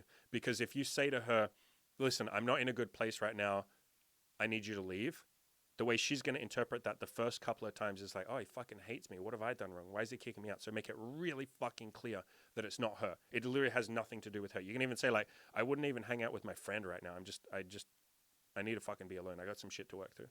And after you do this a couple of times, and even afterwards, I would use that as a chance to express some gratitude. So the next day, be like, send her a text. Yo, I really fucking appreciate that you gave me that space. Like, fucking thank you. I had some shit to work through. Like, you're a dope girl. I really appreciate that. You're a cool girl. Thank you for that. Thank you for not making a fuss. Thank you for not taking it personally. That was fucking cool of you. Hey, what are you doing Friday night? I'd love to see you. Like, I feel like I'm in a good mood. Let's fucking see each other. So the first couple of times you do this, make it really clear. And then after that, she will understand. She'll go like, oh, he needs a bit of space. And she will do the same with you. Encourage her to do the same with you. I have actively told Imogen this from the very start. If you're ever not in a good mood, if you need some space, if you ever feel like you're going to lash out or like you're just not going to be great company, tell me. Just say like, hey, I don't feel like great company. And now sometimes what will happen is she'll tell you that, and just telling you that makes her feel better. And she goes like, actually, you know what? Let's hang out. I'm sorry. Like, I actually feel okay. Like, maybe I'm just being grumpy. Maybe I'm being negative. We can hang out. Other times she'll tell you like, look, I don't have anything to give. And you'll say like, yeah, that's fine. Like, I'll see you tomorrow, whatever. Like, obviously don't ever be butthurt. Don't be like, we were going to have sex and hang out. Like, don't be like that. Give her the space, and you'll see that what happens is you guys then almost never spend time together when you're in a really bad mood. And so now you're only seeing the best of each other, or, not the best, but like good. Yeah, I guess we can say the best of each other. You're not seeing each other at your worst. And the longer a relationship goes on, obviously, yes, at points you will see each other at your worst. Of course, I've seen Imogen at her worst a million times. She's seen me. But my point is, like, when you have the ability to say, like, hey, I don't think I have a lot to give today. Why don't we hang out, like, later in the day or tomorrow or something? You do that a few times and you'll see, like, okay, we can avoid ever, or not avoid, but we don't have to sit there and say mean shit to each other or be grumpy. The reason most people have a fight is because they don't put a pause in there and say, hey, whoa, hey, pause. I think I'm being emotional right now, or I think you're being fucking, like, both of it, it doesn't matter. One of us is being, or both of us are being emotional. I don't think this is going to be a productive conversation. I think I'm just going to say shit to you that I don't mean. And you're going to say shit to me that you don't mean. Then afterwards, we're going to feel guilty and we have to apologize and have, like, makeups. How is makeup sex a concept? Why are you ever having a fight and needing makeup sex? What the fuck? That's a weird pathology, by the way. If you know how I did an article on the Pavlovian response and how you can train yourself with rewards. If you have makeup sex, this is why this is the dumbest fucking thing ever, and I hate that Hollywood romanticizes this. If you have an argument and then you have makeup sex, the makeup sex is a huge fucking dopamine hit. It's a huge oxytocin release. It's a huge fucking reward. What are you going to do now? Oh, well, hey, we should just fight again at some point in the future because then we get a fucking amazing reward. You're training yourself through the Pavlovian response to like fighting. The fuck? The fuck is wrong with you? Why? Jesus Christ, please don't do that, guys. So if you're in a point where you feel like I'm about to say some mean shit to her, or I just have no fucking patience, I can't deal with anyone today, and I definitely can't be nice to her. I'm not going to be grateful for her. This isn't going to be a nice moment. Just fucking say, like, without any animosity, just say, like, look, I really can't do today. I'm really sorry. I just need some space. I'm working through some shit. Work is stressing me out. I don't think I can be good company right now. I just, I'll walk you to your car or I'll drive you home or whatever. You know I care about you. Or if it's a casual relationship, just be like, yo, we'll hang out another. If it's casual, just don't invite her when you're not feeling good, obviously. But, get girls to do the same thing with you, and then you don't have to have this fight bullshit. Ideally, you want to never fight in your relationship. I think Imogen and I have had like 2 fights in our 4 years. And even those 2 fights, like, I don't blame myself for them, and neither does she. But like, those 2 fights, it's like, why did we do that? And that's just like 2 fights in 4 fucking years with all the stress that we went through and shit. All the fucking hell we've both gone through, and we've only done that twice. And it's like, we didn't have to fucking do this. Why do we do that? So, yeah, arguments are not a part of a relationship. Discussion is casual, calm, rational discussion. She will cry at times. Fuck, you might even cry at times. You might be angry at times. She might be angry at times. But like, saying something mean to someone, or saying something to hurt someone, or saying something you will later regret, that doesn't ever have to fucking be part of a relationship. It really doesn't. And I don't like that it's romanticized or it's treated as normal. I don't like that. That's just a separate tangent. I'm grateful to her walking everywhere with me, enjoying all our adventures. Yeah, she's very adventurous, and she loves going on walks with me and road trips and shit like that. This is one that you will foster. What you're going to find is that it was said, I think the red pill, maybe the rational male said it, someone, women are like water, and they will kind of like, they're fluid and they will move to adapt the shape of the vessel that they're in. And so what that means is if you're crazy into skateboarding and a woman sees you for 6 months or a year, you'll find that she gets into skateboarding too. If you share it with her, if you show her and teach her and, explain why you like skateboarding, you'll find that she will become a skater girl. I can probably give you this example. Like you see girls who like, I'm sure a lot of you have had it. You see it on Facebook. They're with a guy and maybe he likes snowboarding and she's like a snowboard. She loves the snow and all of her fucking Facebook updates are that. Her Instagram is just full of snow pictures. They break up. 6 months later, she's with a guy who likes rock climbing. All of her pictures are fucking rock climbing. I've seen this with multiple of my exes. And women basically like to... A way of phrasing it that's probably the most accurate is women like the things that you like. Or women get excited about the things you get excited about. If you're showing passion, if you're showing that you like this thing, because they like that. They like ambitious guys. They like passionate guys. They like men. They like guys who take the lead. They like all that kind of shit. And so this is something that you'll foster with your girl.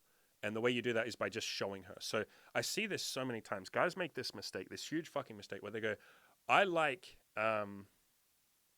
video games.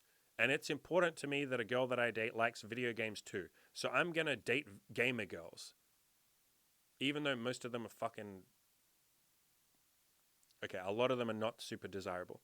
No, you don't find a girl who's into your hobby. That is such a small dating pool. You're saying no to like 98%. 98% of girls outside don't like games. 98% of girls outside don't like chess. 98% of girls outside don't give a fuck about computer programming.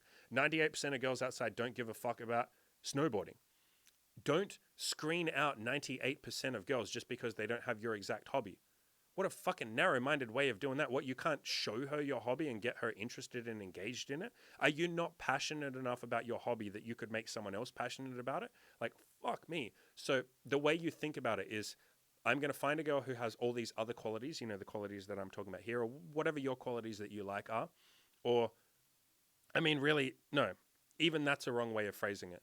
Don't go out and find a girlfriend. I hope I make that clear. What I recommend, the path I always recommend is date girls casually. That can be multiple girls which is probably what I recommend, or date one girl at a time if you want to.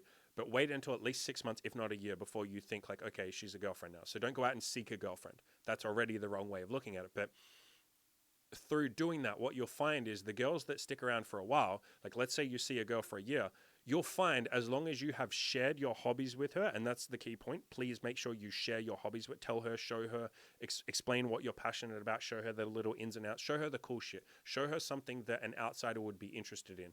You know, as long as you're doing that, you'll find that she'll come along and she'll love all the stuff you're into. Imogen is into some fucking nerdy shit, literally just because I'm into it. You guys know that I love Counter-Strike, CSGO, the game. I also like Dota. I don't play, I'm taking a year off video games. I'm like fucking, what, like 7-8 months off at this point.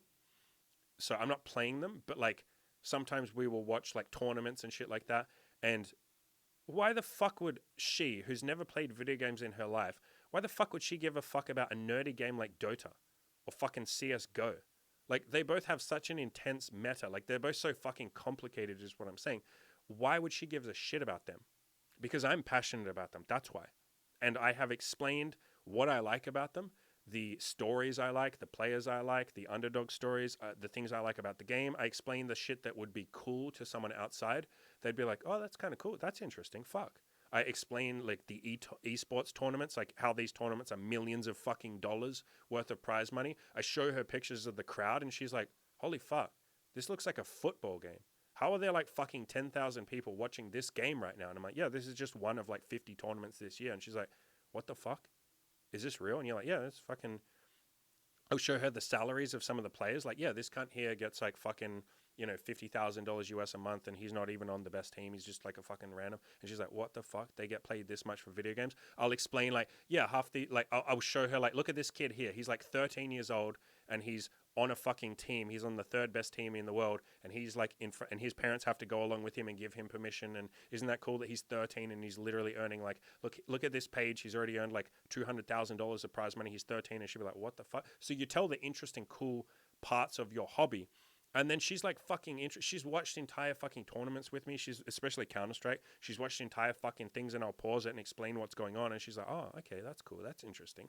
Like, if you're passionate about something, you will find that most women, if they're interested in you and if you show what you're passionate about, don't just make her watch fucking Dota and don't explain anything. She'll be like, I don't understand what's going on. Explain the cool storylines. Explain the character development of different players. Explain the backstory, the cool shit like the tournaments and how much they're worth. Explain the actual interesting shit and she'll get into it. So some of you, I had a client a while ago who was like, I really love chess and I can't find any women who are into chess. And I was like, bro, why don't you just get them into chess? What are you fucking doing? Trying to find a chess woman? Like, what the fuck? No. Get her into chess. And he's like, how do I do that? And I was like, teach her what the fucking, I don't know, King's Gambit is. Teach her, use analogies. Tell her that, like, the king can only move, like, imagine the king is this big fat guy, and imagine the queen's, like, this strong, like, regal fucking ballerina who can, like, dance and all over the fucking chessboard. Explain the story of Magnus fucking Carlsen. Explain how dominant Magnus Carlsen is. Show a picture of him. Say, like, this guy's fucking God. You didn't understand. This guy's my fucking God. Explain why he's so fucking God. Explain that he's, like, Kobe Bryant or, like, you know, Michael Jordan of chess. Explain that he's like fucking dominant. Explain the cool shit. Here's another example. Imogen is not interested or wasn't interested in tennis. I fucking love tennis. I'm fucking obsessed. I'm fucking obsessed with Novak Djokovic. I'm obsessed with like Nadal, Federer. I fucking love those three boys. I love their fucking story. I love that they're dominant, that they have been for the last like 18 years. I love the Novak Djokovic story. For those of you who don't know, he was like barely cracking the top 10 in the world. He was barely the top 10 in the top 10, like, and the other two, Nadal and Federer, just were dominating. I think they had a year, I think it was like 2010, where they won like, I think there was like, I don't know, 50 tournaments and they won like 48 of them. So it was just like these two just win fucking everything. And Djokovic was like not even in the top 10. And he basically did, boys, he pulled the fucking self-improvement card. He did all the shit that we're doing. He went away and he goes, okay, I'm not good enough. These two are gods. I should be able to do what they've done. Why can't I?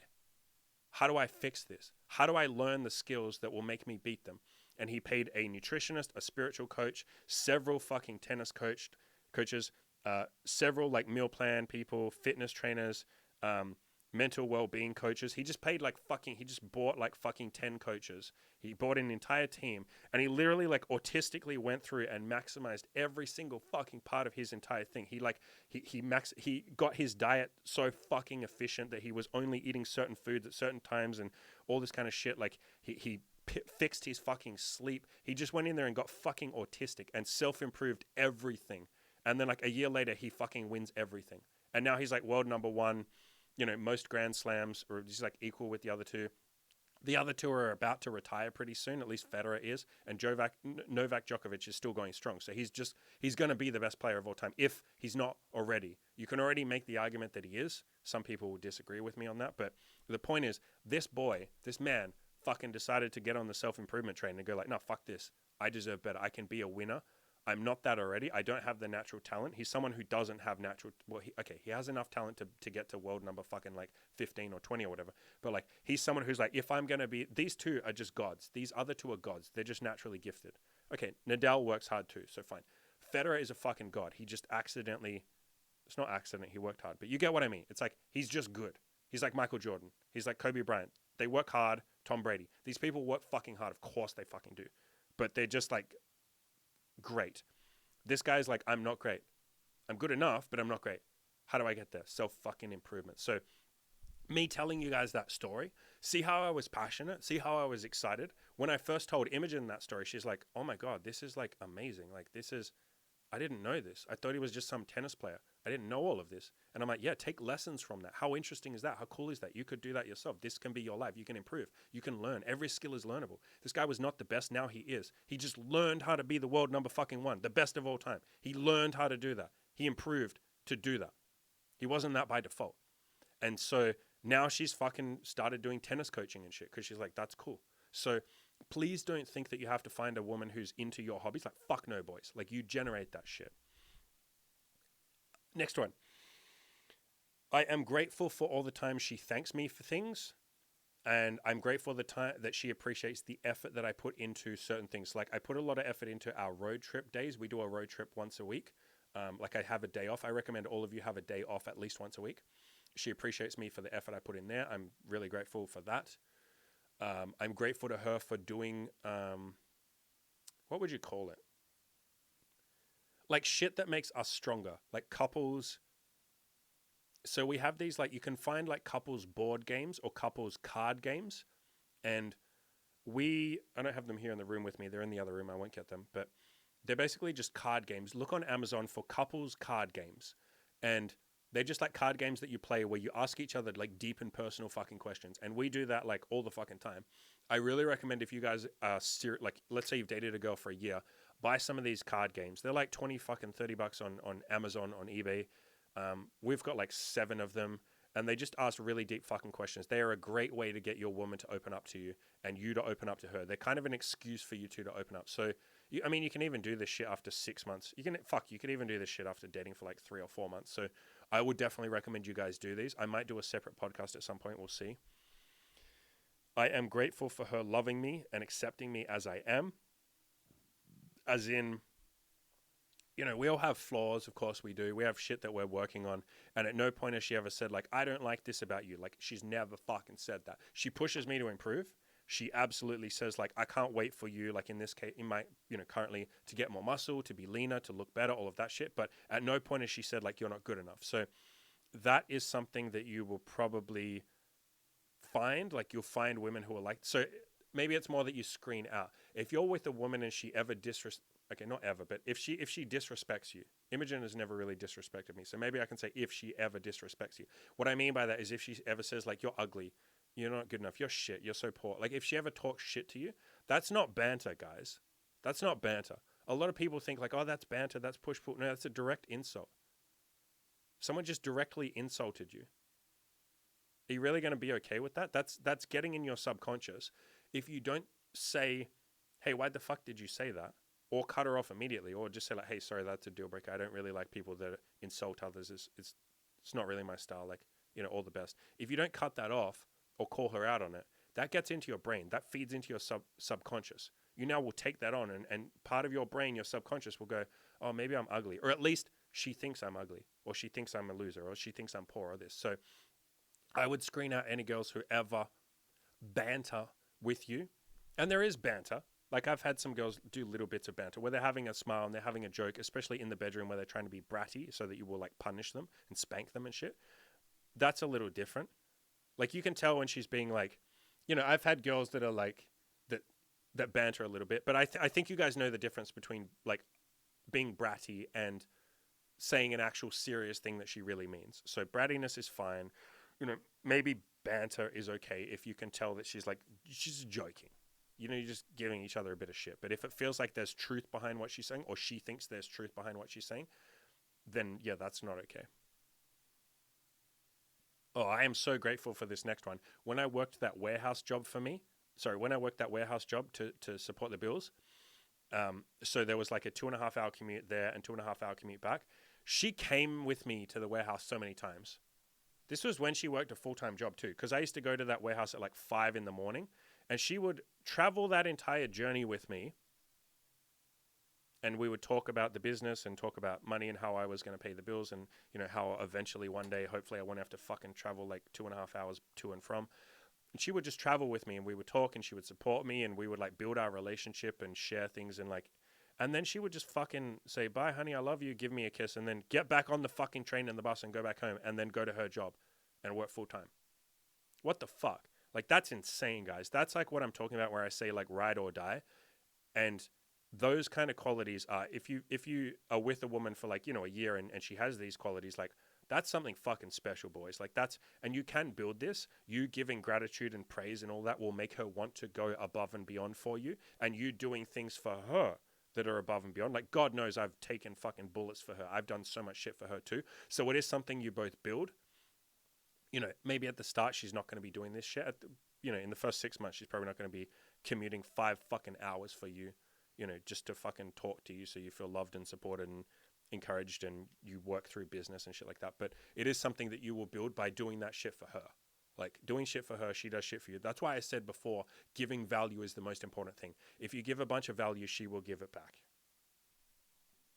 I'm grateful to her for being brave during 2020 and 2021. She made it a lot easier to get through all the lockdown shit, all the police shit, all the mask shit, the totalitarian shit, not being able to go outside. She made that a lot easier. And that's something that you guys will just build. It's like you build trust and you build like being there for each other. I think I'll breeze through the next few. I feel like we're going very in depth here. And I don't want this to turn into like a 2-hour podcast. And I do have a coaching call in about like 30 minutes, and I want a little bit of a break just so I can give wholeheartedly to that guy. I don't want to be like coming out of this and straight into that. Otherwise, I'll be talking for like 5 fucking hours in a row. But I am grateful for all the podcasts she's ever recorded with me, especially during the 365 project. So for 365 days, I did a podcast a day, and she recorded so many of them with me, and that made it so much easier. A lot of you guys will think like I just had her on the podcast because, whatever. Or I had her on the podcast because like it would make the podcast more interesting. And that's kind of true. But most of the time when I had her on the podcast, it was because I really, doing something every single day. There were so many days where I was like, I just don't want to do a podcast today. And having a second person on there makes it infinitely easier because you don't have to carry the whole podcast. You can bounce off each other. They can initiate a conversation. They can help you. They can push back a bit. And so there were so many days she came on and she made the podcast infinitely easier. And I will always be grateful to her for that. And that's, again, something you foster. Like every time, the first time she ever came on the podcast, I gave her so much praise afterwards. I was like, thank you so much. That was amazing. You did such a good job, even though we both sucked on the first podcast. But just praising your girl every time that she does something that you like, it will make her want to do more of this shit and help you and build your business. On a second note, if you're talking about, like, we're talking about building a business or doing content or anything like that, if you want her to be a cheerleader for you, share it. Imogen is only my cheerleader because I've shared everything I've ever done with her. Like when I mean that, I mean talk about it. Hey, I had this coaching client. I had this podcast. I did this. I have this idea. I'm making this much money. I'm having these doubts. I'm doing this. Sharing like what I was going through and what I was building and all of that. Obviously, that makes her want to be a part of it. So you can't just expect that your girl will support you and cheerlead you if you're not including her. So maybe I should be saying that. Include your girlfriend. And this is once you're actually serious. So after like a year, or even after 6 months, include her in the shit you're doing. And she'll start including you in the shit she's doing. And that's nice because you can kind of push each other. I am grateful to her for listening to me and always taking action on all the advice I give her. She never makes excuses. She never complains. She never fights me on it. She always just shuts up and does the thing that she knows she needs to do in order to build herself an amazing life. I'm very proud of her for that. So, yeah, she doesn't ever get defensive. Sometimes, okay, every now and then she might be resistant to something, as we all are. You know, I have an ego too, and you go like, oh, I don't know if I want to do that. But she never really complains. She always does shut up and take action. Like, I can't think of an example. I can't think of a time she hasn't taken action on something. I'm trying to think. No, I can't think of something. I genuinely can't think of. And that's something you will definitely like screen for. So if you're with a girl and that ties into growth mindset. If you're dating a girl, you know, you've been seeing each other for 6 months and just you tell her to do stuff and she just like, okay, not you tell her to do stuff. She comes to you with a problem. She says, I'm unhappy about this. You say, okay, here's the solution. Go do this. And then 2 weeks later, she's still complaining about the problem. And you say, well, did you read the book that I recommended you? Or did you like go and do the action I told you to take? If she says like, no, I haven't yet because random excuse, blah, blah, blah, I wouldn't promote that girl to girlfriend ever. Like that's a pretty big line in the sand for me. And I'd recommend it be a line in the sand for you guys, because what you're going to find is you will outgrow her. You will be going to the fucking moon and she won't come with you. And it's inevitable that you will break up. It's guaranteed. It's why I said at the start, maybe the only thing that matters, or the thing that matters the absolute most above all else, is that she has a growth mindset, or she wants to improve herself. She understands the concept of, I want to be better a year from now than I am right now. And every year after that, I want to be better than the year before. And that never stops until I'm dead. If she understands that concept, she understands self-improvement is a lifelong thing you do. It's not just like, I'm going to improve myself until I hit my goals and then I'm going to get fat and lazy. If she has a growth mindset, yeah, that's good. But if she doesn't, if she makes excuses and doesn't take action, you can still fuck her. You can still sleep with her. You can still even see her for years as long as it's casual. Just don't see her more than like once a week. I wouldn't get serious with someone like that at all, because it's just, you're going to outgrow them. You'll eventually not respect them. You'll eventually resent them. You'll feel like they're dragging you down. You guys know the quote, you're the product of the 5 people you surround, the 5 closest people to you. And do you really want to be in a relationship with someone that you don't really respect, that is kind of not going to the moon with you? And I will also make it clear, she doesn't have to be as she doesn't have to be making as much progress as you, like as quickly as you, but she still has to have a growth mindset. So Imogen doesn't make as quick progress as me because I've been fucking self-improving for like 7 or 8 years at this point, right? When I met her, she was out of high school. She'd never improved any. She didn't know what self-improvement was. And so it's going to take her a little while to gain momentum and steam. But, you know, like in my first couple of years of self-improvement, I was really slow. The progress is slow. You get bogged down by emotions and crying a lot and doubts and fears and shit that just doesn't weigh you down after like 7 years of this shit. So be patient. It's not that they have to be as ambitious as you or as hardworking as you. She just has to understand, like, no, every day I want to be a little better than I was yesterday. I want to take a baby step every day. As long as she gets that and she understands that doesn't stop. You don't get married and have kids and you're 35 and then you go, hey, I cashed my check. It's time to cash my check out. You know, I got my man who's going to support me. I got my kids. I can get fat and lazy. No. You're going to the gym until you're 70 years old, until you're dead, until you're 80 years old. If you don't want to go to the gym and look after yourself and not get fat and keep your mind occupied and build things and have goals, if you don't want to do that, that's perfectly fine. But then we shouldn't be together. Like, we can be together casually. I've already said this. I'm grateful to her for never fighting or arguing with me, apart from maybe those 2 times. Being pleasant and feminine to be around. Having a very easygoing nature. Being very mature with her communication and how she handles things without arguing. So that last one is something you will build. Like I said, it's leaving, or it's giving each other space when you feel like you're going to be mean to each other and just you're going to argue. It's you being very open right from the start with her. It's you praising her every time she's open and vulnerable, and every time she takes a chance and says, I'm going to tell you something, I'm taking a risk here. You go like, hey, I really fucking appreciate that. In the early days, Imogen told me a lot of things that she thought would like disappoint me. For instance, in the early days when she was giving up her binge eating, she told me a few times she was really terrified to tell me each time. It took her several days to work up the courage. And she'd say, like, I binge ate for the last week and I didn't tell you because I was terrified of you would hate me or yell at me. And, you know, rather than being disappointed, I immediately said, fucking good job telling me. Good fucking job telling me. I know this was hard for you. She's like crying. I'm like, good fucking job. Tell me this. Like, yes, I'm your accountability partner. You got to fucking tell me. Good fucking job. So praise the hell out of girls when they tell you something that they know you might not want to hear. I've said that to her several times. I've said, I really didn't want to hear this, but I'm so fucking glad you told me. I'm so fucking glad you told me. Even though it's not something I want to hear, even though it's difficult for me to hear, thank you for fucking telling me. I need to go away for a little bit and process this. It's going to take me a day or two to get over it and work through it, but fucking thank you for telling me this. I'm not mad at you, or I am mad at you, but I'm grateful. I'm still grateful you told me. Just give me a day or two, and then I'll reach out to you, but like fucking thank you for telling me. So that's really important. I'm very grateful for the massages she gives me when I'm tired, for always being there with a smile. This is something that you'll just build, like I said, praising her every time she does something. You can even do something like, look, I'm really tired. Like, can you give me a massage, please? It would really mean a lot to me. She gives you a massage and you say, like, that was fucking amazing. Thank you so much for that. I really appreciate that. Like, praising her and shit like that. And you're doing things for her as well. It's not a one-way street. And as I said before, giving is receiving. The more you give, and I'm not telling you to just sit there and be and I hate this word, but you guys, some of you use this word. I'm not telling you to be a simp and just give her everything. A simp is someone who gives and gets nothing in return.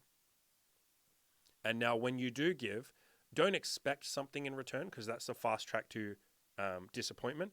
Give wholeheartedly, but it's more that a simp just keeps giving on and on and on and never gets anything in return. I think we would all agree that's and I don't use the word, but simp. You know, someone who gives for like 500 days in a row and she never even notices him. That's a simp. So give wholeheartedly, you will get back in return.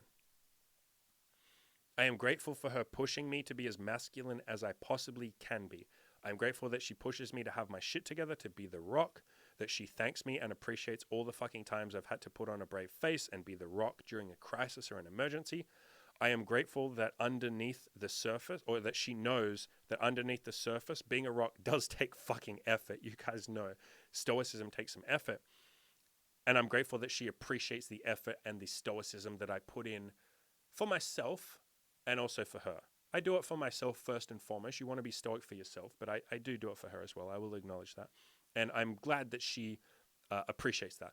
And so you guys yourselves, this is more about just like only promoting a woman to a girlfriend if she embraces her feminine energy and she wants you to embrace your masculine energy. Because then what will happen is you will push her to be even more feminine, and she will like that. Because it feels good. It feels good for women being feminine and pretty and kind and sweet and loving and doting and, you know, all that kind of stuff.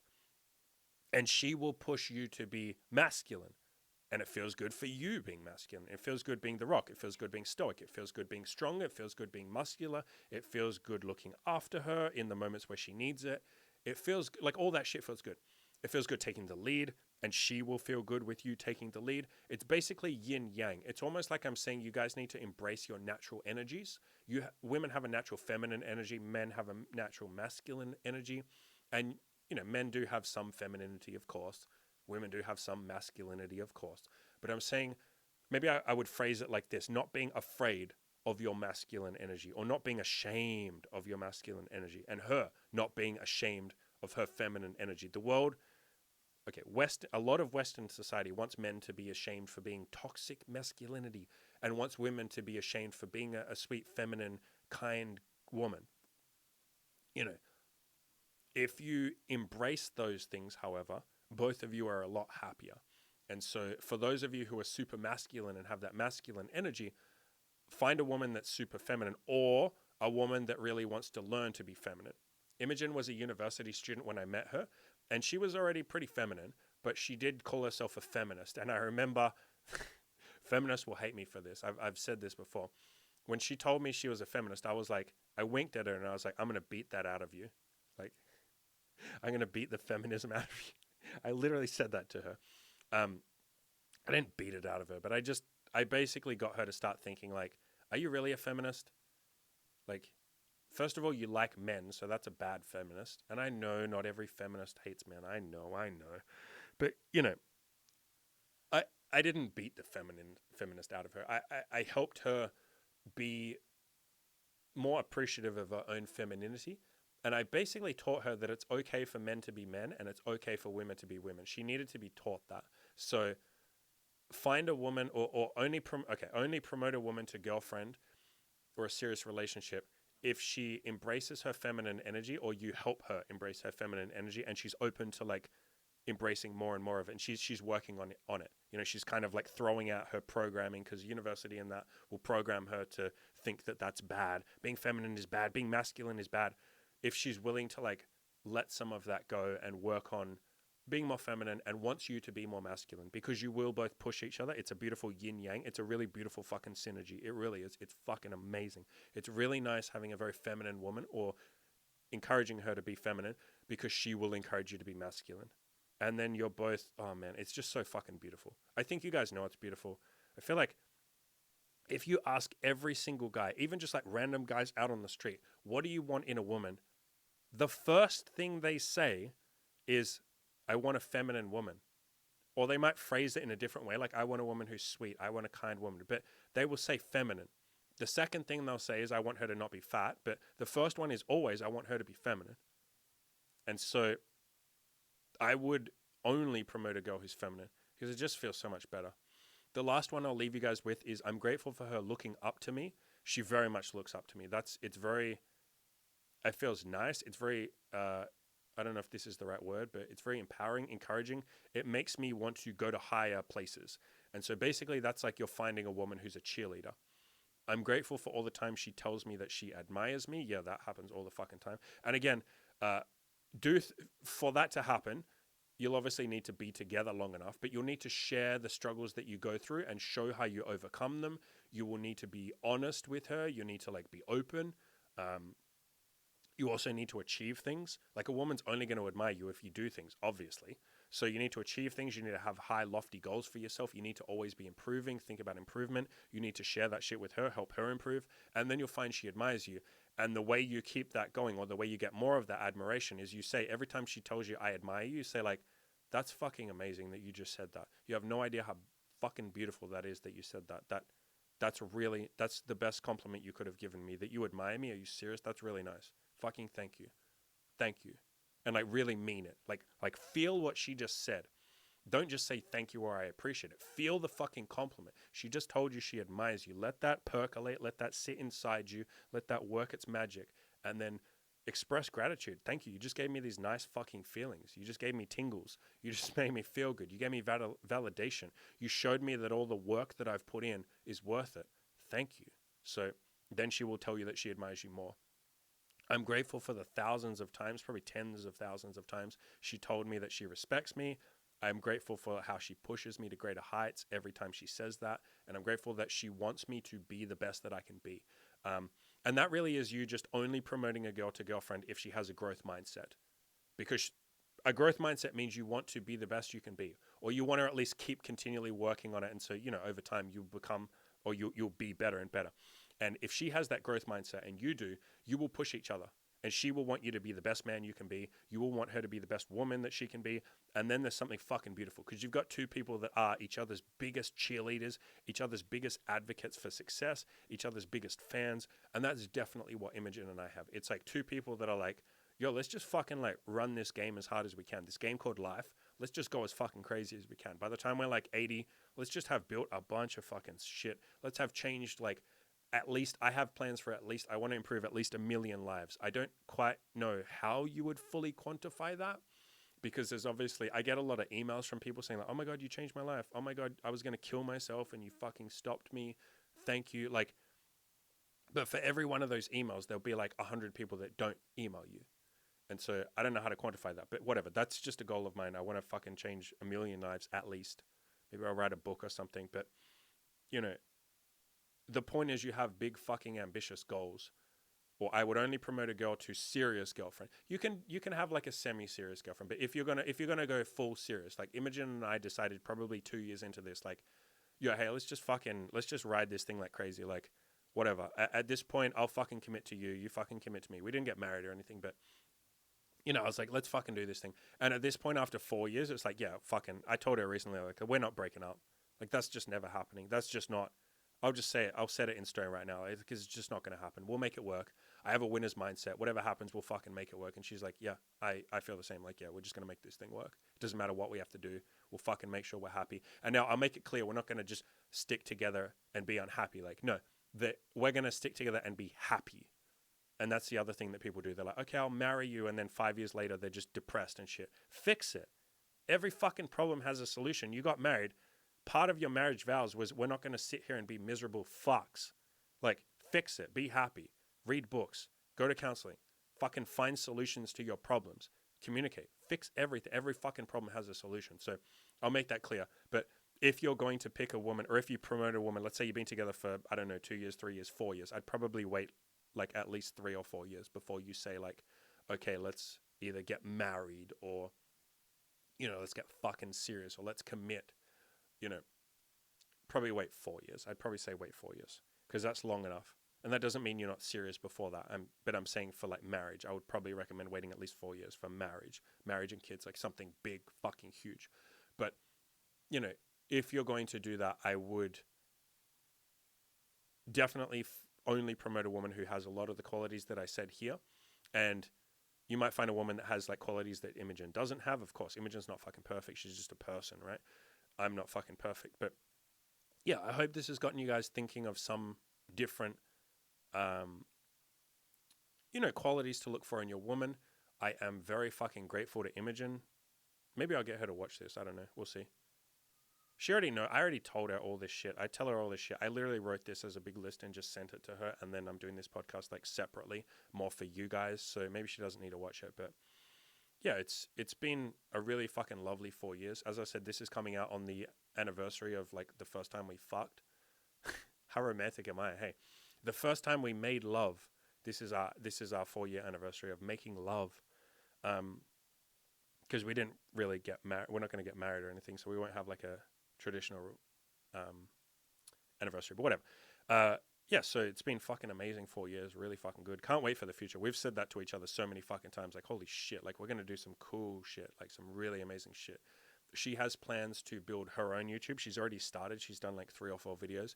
I won't link to it yet, just because she feels like she's still getting her footing, and she doesn't fully like the content that's on there. But, you know, maybe when she's done like 20 videos or 50 videos or something, 20 videos, whatever, we'll link to that. We've started an Instagram, so you can go to Instagram and just search for Kill You're in a Loser. We've started pushing that, but yeah, she's got some big goals. We got some big goals together. I'm genuinely fucking excited, like really fucking excited. Feels like I'm finally, now that we're both out of, you know, all the authoritarian bullshit of the last 2 years has pretty much, it's pretty decent here. We even got rid of the fucking vaccine passport bullshit. They finally scrapped that here.